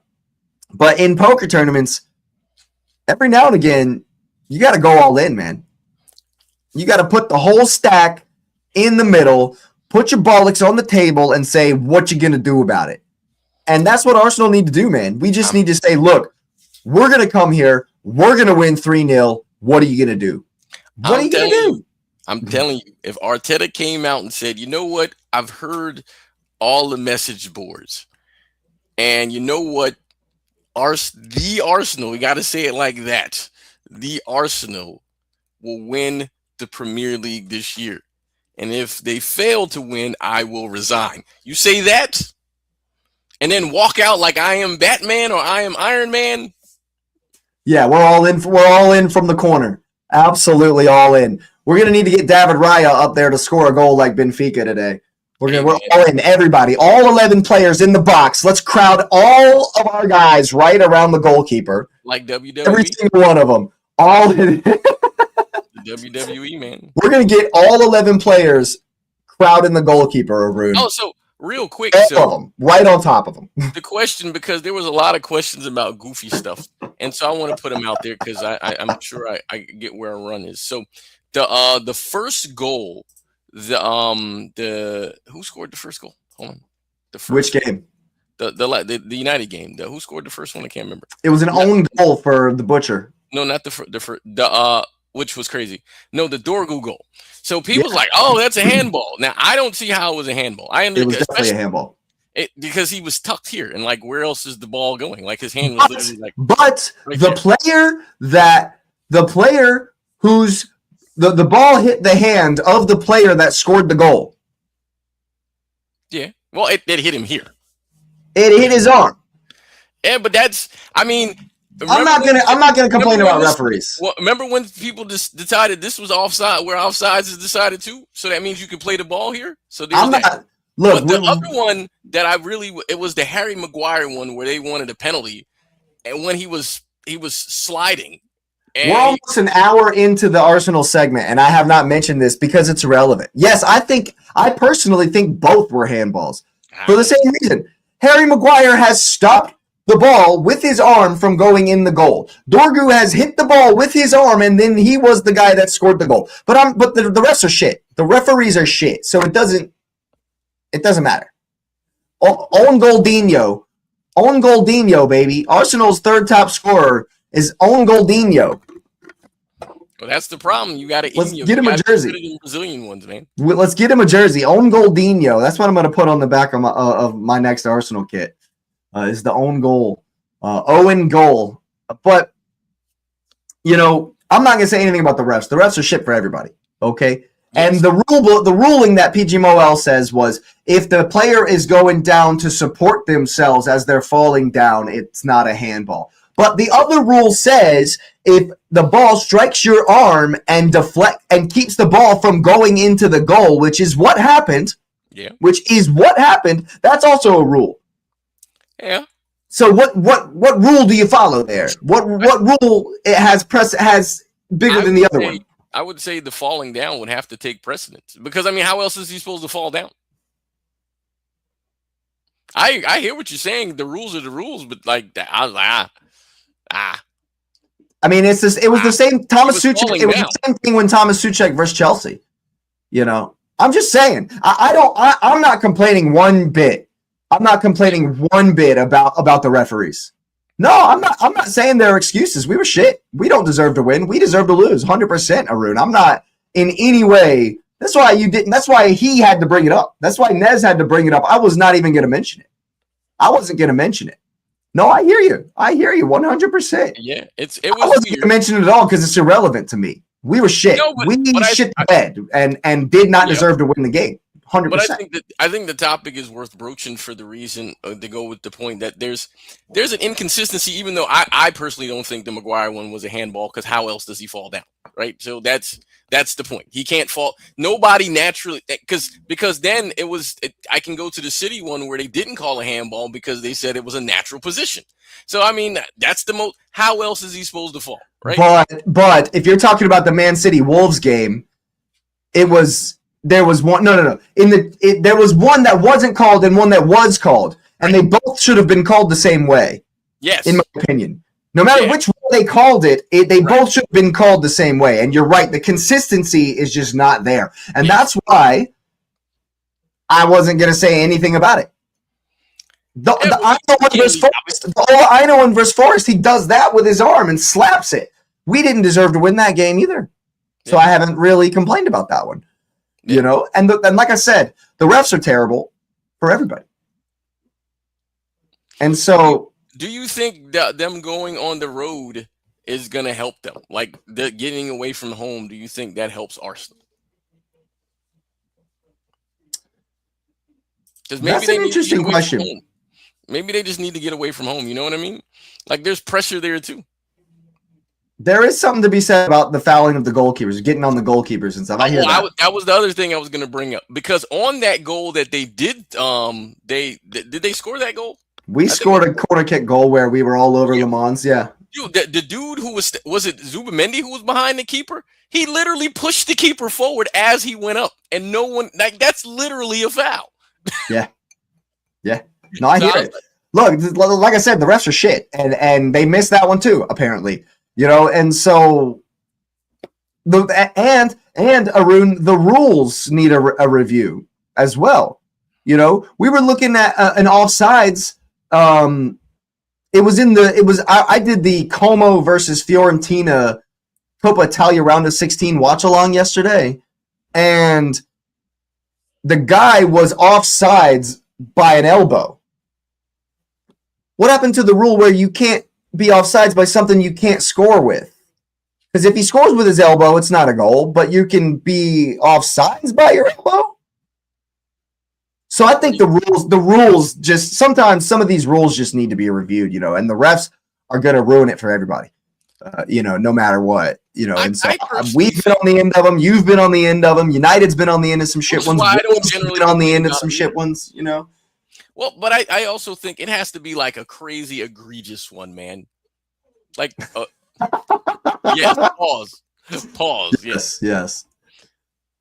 But yeah, I think it just has to be agreed, because what's crazy is the and I mean, I don't even remember what game it was. It's when you take the long VAR checks for something that's obvious. Like, come on, man. Yeah. Because now you're killing the momentum of the game, and you really have to then beg the question: are you doing that on purpose? Right. Because if you're just taking forever to kill momentum of the game, then you're like, well, why are you doing VAR that long? Yeah. It's the same way people will hold their face to stop a game, to stop the time up, And for me, and I've said this before, I think VAR should be able to hand out retroactive yellows. Yes, it might cause more VAR decisions and more stoppages for VAR, but it will also stop you diving in the box. It'll stop this holding on to your face for no reason. Like, we could stop these things. Well, I think, because I was just thinking about like the time. Like, I think VAR shouldn't take more than 2 minutes. Like, but then if it does, it's not clear and obvious. Well, not only that, but then I think a rule should be a VAR decision shouldn't take more than 2 minutes. And if it does have to take more than 2 minutes, you have to explain why it's taking more than 2 minutes. Yeah. Because otherwise, like, you're just wasting time, man. Yeah.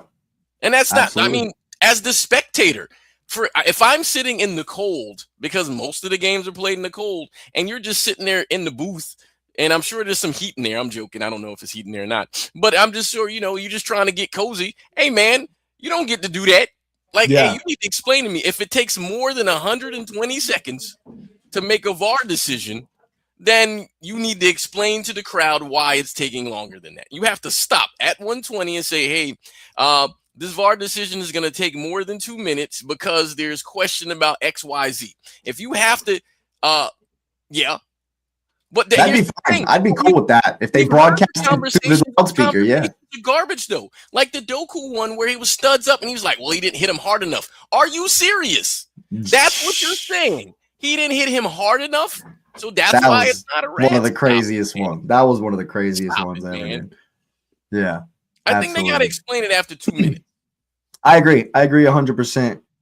Yeah, see this. I like this as well. You just hear the whole conversation. I agree with that. I agree with it. Absolutely. You could hear the whole conversation. They're afraid, and that's why I give them the 2 minutes. Hey, man, you got 2 minutes to get whatever your conspiracy is together. If it takes longer than that, now you got to have full transparency. I'm even going to give you the period for your anonymity and the cheating or whatever you might have going on in here. Like, hey, the line is 1.5. I need him to score one more. Whatever. Yeah. I don't care what that is. But after 2 minutes, you got to explain to me why you're taking so long. Yeah, absolutely. Well, I really hope Arsenal can definitely bring the pressure. They're going to need to bring a lot of energy and have some quality in front of goal. Dominic Calvert-Lewin going the other way, definitely the one to watch out for. But I'm excited. It should be a good game. And it'll be interesting this weekend for you because we play before you.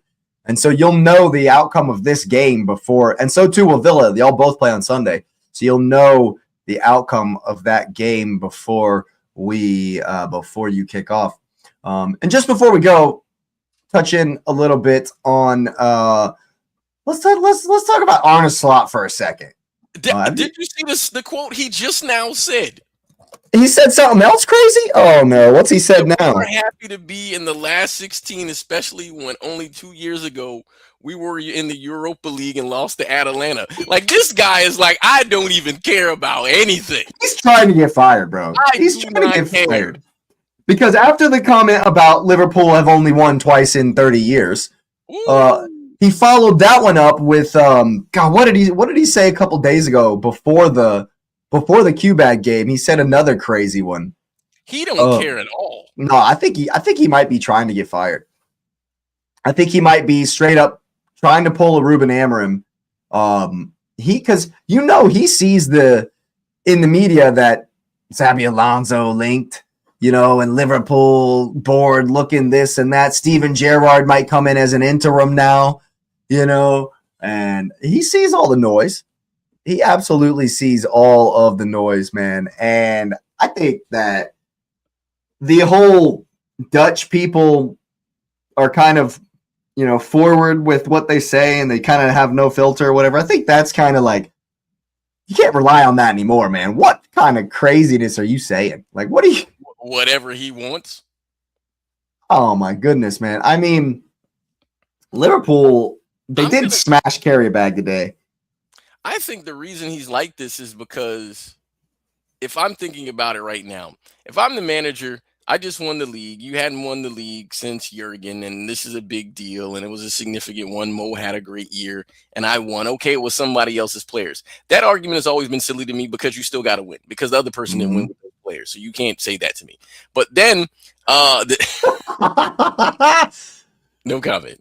This is great stuff. So then, the thing is, I think he's probably annoyed because he hears the rumors and the ownership hasn't come out to support him at all.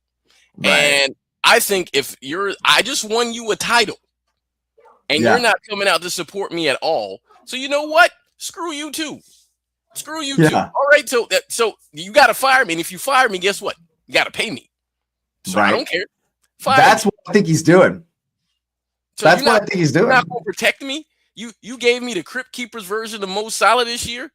And you're making me play him because Mo is clearly not good, and so I'm the villain. Salad Bowl scored today, but I'm just saying, but he's the villain. Like the dude wasn't good, and he got labeled the villain. And then yes, did they spend money? Absolutely spent money. So we're not gonna pass the buck on that. But I mean. They're like, where are they? They're still in the top 6. I could understand if they were like right. where Spurs are. Where Spurs, what I mean? Or if they were like crashing out of Champions League. The two competitions that they care about, they're still in contention in some way. Mm-hmm. And so, I mean, okay, maybe he doesn't do attractive ball. I get that, but I mean, if this is what you're allowing to hear happen, then I kind of feel a way too. And it's funny because Xabi Alonso left Madrid because of foolishness from the players. And Arne Slot is probably like, hey, man, you know what? I'm willing to leave because you know what? The ownership is not supporting me. Yes. This is funny. Yeah. Yeah, it kind of makes sense. It makes sense. But the thing is that he's not going to quit. No. You're going to have to either pay him out. You're going to have to fire him and pay him. Yeah. Either fire him and pay him out. Because he's not going to quit, he's going to sit in every press conference and say the most dagger-filled things ever to slag off the supporters, the players, and say, I dare you to fire me. Yeah, it's 100%. And it might be on the horizon because they host Newcastle next. Yep. And then it's you the next weekend. Yep. And then it's Stadium of Light 3 days later. Oof, that's a run right there. Yeah. So if Newcastle, I mean, they both might have a hangover. Newcastle had to put in a ferocious effort versus Paris today, and that was a good game. That was the one I was paying the most attention to. It was going back and forth. That was a lot of fun. So Newcastle put in a lot of energy. Liverpool obviously won 6-0, so maybe less. But that's going to be tough. And if that doesn't go right, the noise just gets louder. And then you're going to Anfield. Obviously, you got to have points there. Yep. Have to have it. So that game is going to be really, really tough. And Sunderland are the only unbeaten team at home still remaining. So that run right there is not going to be fun in the slightest. Hey, man, that ain't none of my business. I just know he just talking disrespectful. Oh, because literally the Liverpool fans are angry. Like he really can't stand him. Like it's clear disdain because the shot he took where he's happy to be in the last 16 because in 2 years they were in Europa League and lost to Atalanta, which means he's taking a shot at Jurgen. Mm-hmm. Even though he won with Jurgen's players, which is also another shot he could take because you say, oh, well, I won with Jurgen's players. You mean all the players he had for all those years and it only took me one to win? Oh, the shots will be fired. Fired. Oh my god! I kind of can't wait for his next press conference. I'm kind of excited to hear what he says for the Newcastle game. It's crazy, man. If I'm a reporter, I would go I'm in there and ask him something crazy. for sure. Ask him something crazy just to kind of get a crazy answer out of him. Give it to you too. He gonna give it to you. Oh man, something like in your opinion, is this Liverpool team better than any other Liverpool team there's ever been? Let's see what he says. He'd be like, "Oh, for sure. I've actually built this team to be very, very good." Hey man, he won the league. In the 80s. Like that would be horrendous if he said that. Oh my god, man, I would absolutely love it though. They lose to Newcastle and Sunderland and beat City. Fine with me. Totally fine by me. That's there. Literally Man U logic right there. That's literally Man U logic right there. Yeah. So Man U's gonna lose to Fulham, right? Right, Arun? Is that what we're hearing? Man U logic. Man U logic is they're gonna run the table. Yeah, they're gonna win every single game for the rest of ever. Is that what I'm hearing? That's the Man U logic there. The Man U game is on Sunday as well. Ooh, I might do a watch along for Man United Fulham. There you go, Arun. We might tune in and do a hate along. Actually, preside over Harry Wilson dunking on you, because that's what I hope happens. I'm telling you, absolutely. Oscar Bob about to do a solid. West Ham away. Yeah, that's in a after the FA Cup game for Liverpool. They do go to West Ham. West Ham resurgent. You never know. You never do know. Speaking of, Chelsea have won 5 in 6 for Liam Rosenyor with an incredible win in Italy. Back and forth game with Napoli. I didn't expect that at all. I'll tell you that much. And you don't want to see them resurgent because we got a game with them next week. We got a certain game, some business to take care of next week. And you never know what Chelsea's going to show up, though, man. Yeah, and now that Cole Palmer is just out, apparently he's having another surgery. He had enough time to sign that contract to make the Cole Palmer thing. Yeah, he trademarked the his new logo or whatever. Yeah, I saw that. The man age is cooking, man. Liam Rosenyor is aging some men over there, that's for sure. But it's definitely interesting to see how well they're playing. And they got West Ham at home. Hopefully they'll F that one up just because I don't like them very much. But that'll be so Chelsea. Cole Palmer played today? Really? Okay, there you go. Got an assist. Well, there you go. There you go. Maybe he's resurgent. They certainly need it. He is back. Apparently Cole Palmer is back. Like back, like he's back. So he's gonna hunt you down, Arun? Like Chelsea are gonna finish in front of you guys? Is that what we're hearing? Because Cole Palmer's back? Is that what I'm hearing here? I think he's rooting for it because apparently he wants to go to United. Oh, yeah, that. Yeah, I doubt very seriously that's going to happen. I'd be absolutely unequivocally shocked. I wouldn't be shocked because, we've talked about this before. We haven't seen the, what did they call those guys that would just, go to teams for money? What did they used to call them? Oh, mercenaries. Yeah, man. We haven't seen mercenaries in a while, man. So, Cole might be a mercenary. He literally left the team where he was literally going to be the next guy up because he wasn't the guy right then when he wasn't better than the guy that he was going to be next guy up to. Arun, Cole Palmer's going to duck us on Wednesday. Cole Palmer has not played Arsenal at the Emirates ever. For one reason or another. He's like sick or injured or hurt or doesn't want to play or scared or whatever. Leg, right? This is the second leg. This is the second leg on Wednesday. We play Tuesday, actually. You play the Wednesday game. We play the Tuesday game. So we actually play Chelsea on Tuesday. And I got to focus on Leeds, though. We got to get past Leeds before we even look at that one. Yeah, that's the only thing you should be doing. City don't necessarily pay massive wages, though. Y'all don't. That's what United do. United is the team that had to get players like Di Maria, the likes of Di Maria, because you had to pay him crazy wages. Isn't Casemiro still on $300K? You want me to pull their wage bill up? Don't do that. City don't necessarily play huge. Chelsea pay huge wages too, man. Come on now, stop it. Yeah.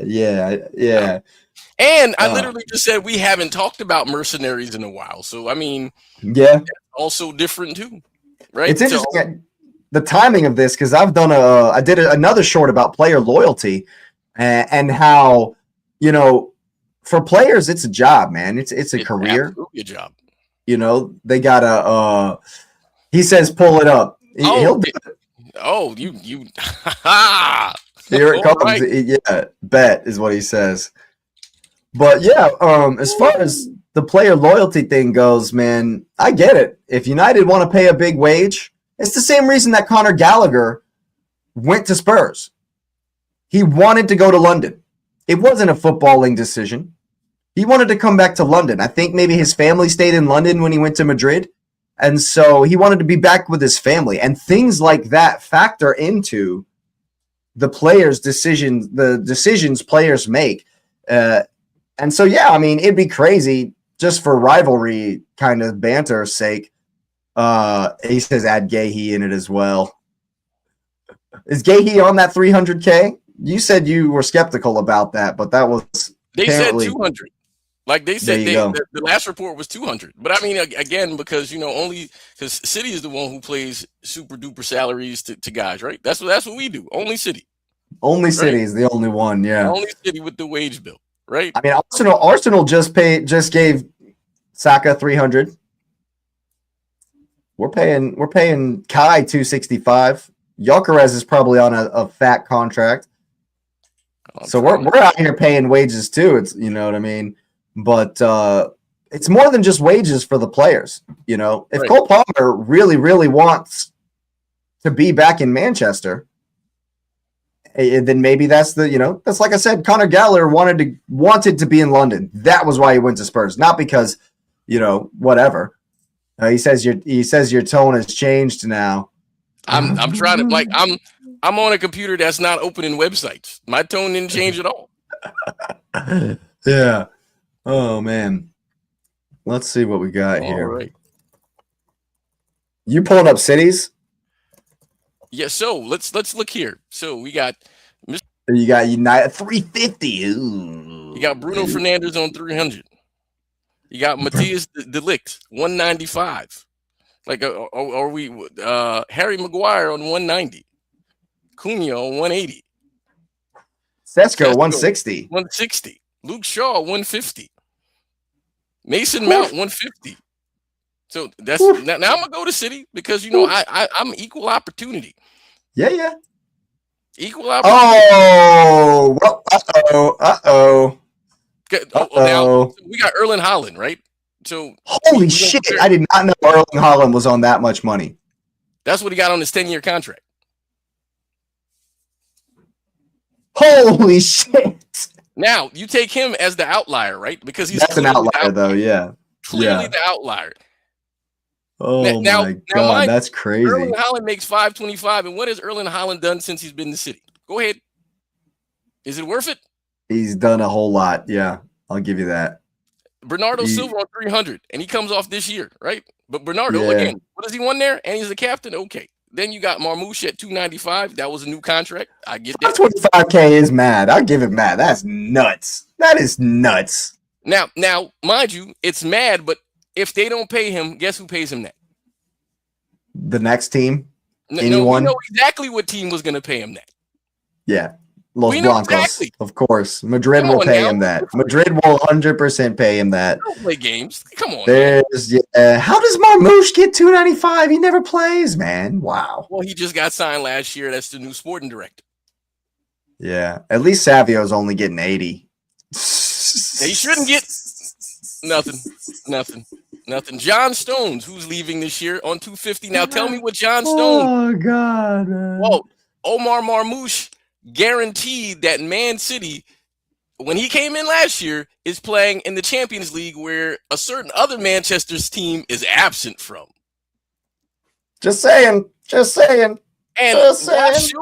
Waj Silva is the captain of this team, but now what did Silva do in the years he's been there? Trophies galore.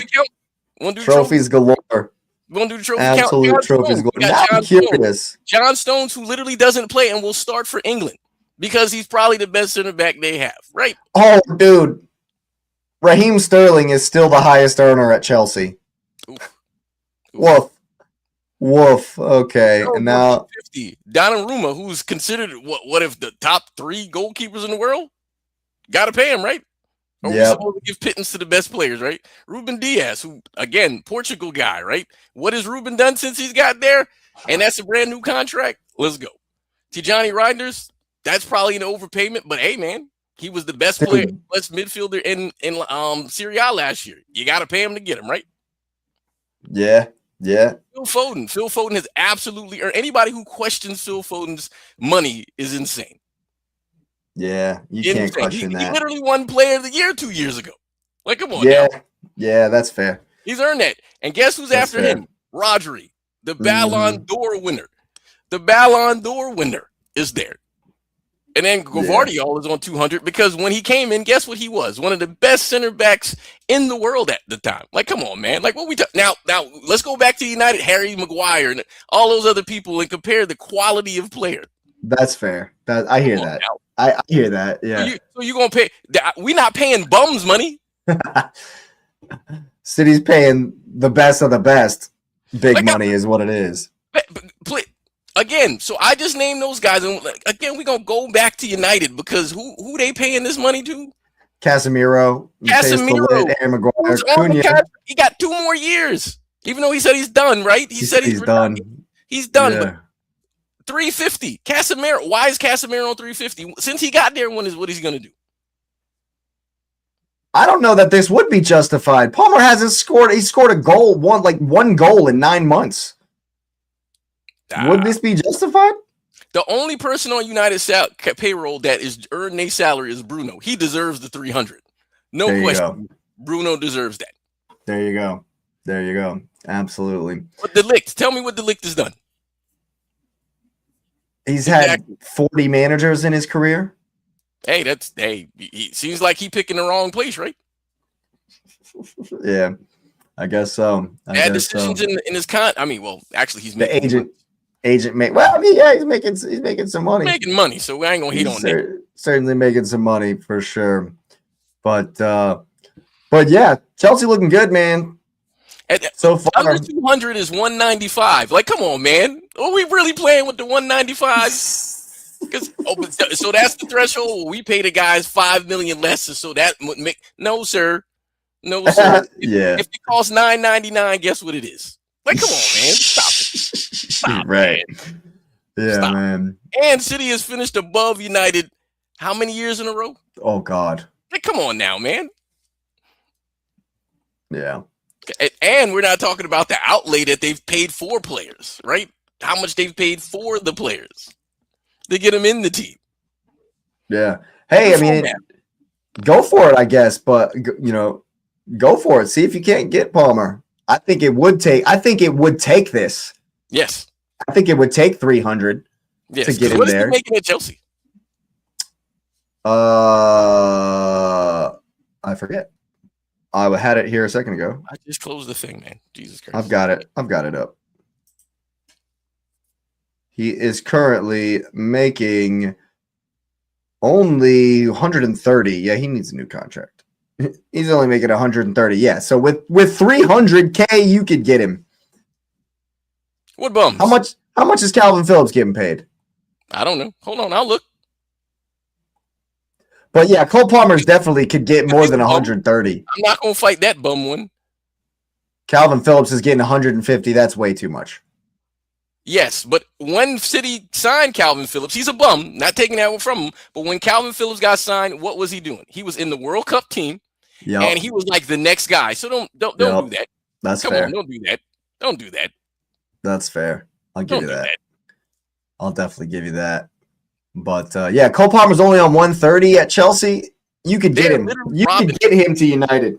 Yeah, they're right. But he's on ain't he on a 7-year deal or something like that? Well, everybody's on a 7-year deal at Chelsea. That's just to mean you would also have to spend 150 M's. You would have to give Chelsea a ridiculous amount of money to get Cole Palmer because of that 7-year contract. But my thing is why would he sign that? And the question about Nico Gonzalez is literally Nico Gonzalez has proven he's the next guy. What are we talking about? Yeah. Nico literally proved he's the next guy up for Rodri. He's worth it. Because who's your guy? The Crypt Keeper? Come on, man. Yeah, the greatest CDM of all time. I did a short couple of years ago about him being the greatest CDM of all time. And I didn't say City didn't sign bums. I said City don't pay bums a bunch of money. You sign the bum, and then you give him a new contract to continue to be a bum. Like, come on, man. What about Jackie G on 225? So we gonna skip the treble, right? We ignored Jack Grealish, was super vital to the treble, right? Was he worth every dime for us to win the treble? Sure, I'll give you that. Yeah, I would pay him. Yeah, and he's at Everton. The money you have to win the treble for sure. And we only pay his wages. He's at Everton. Yeah, I know. I'm just messing with him. No, but I'm just messing with him at that point. At that point, for sure. Yeah, but you're gonna have to splash some cash if you're United to get Cole Palmer. That's for sure. That's 100% for sure.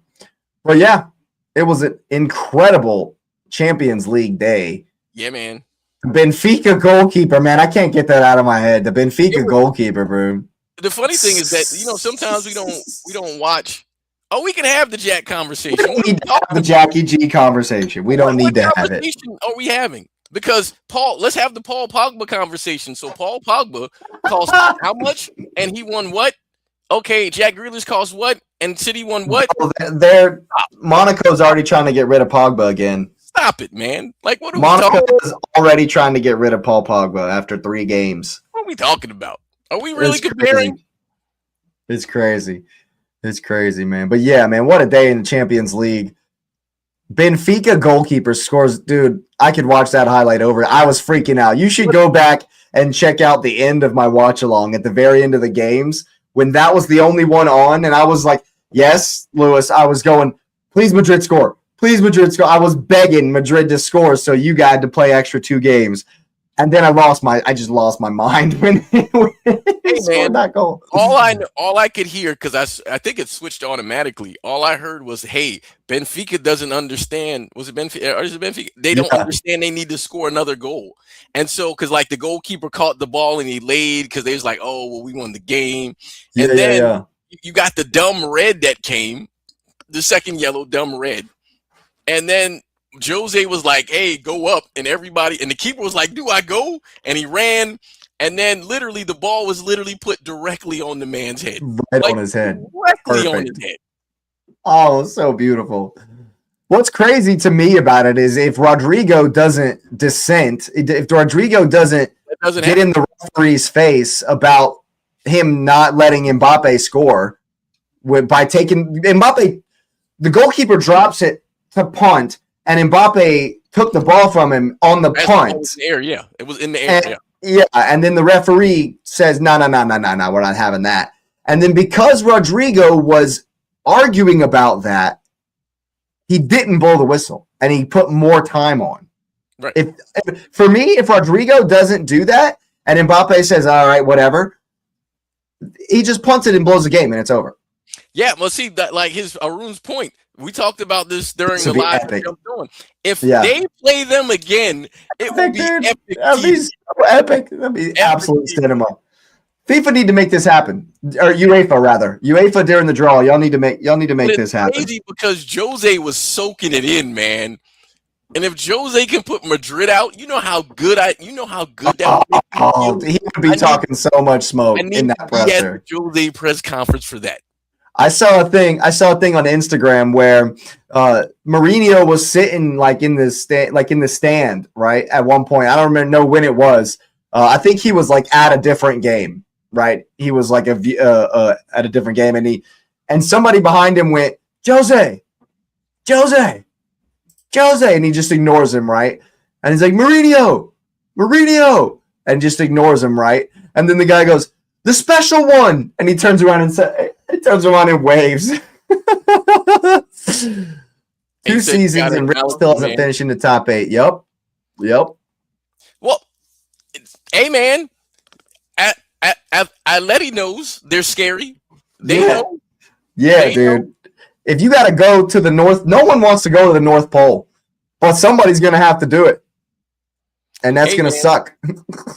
I'm just going to say this, man. I personally think, and I'm fine with it, that Madrid is in a crisis, man. And it's because of the players they're bringing in. And it's funny because this is exactly what United did.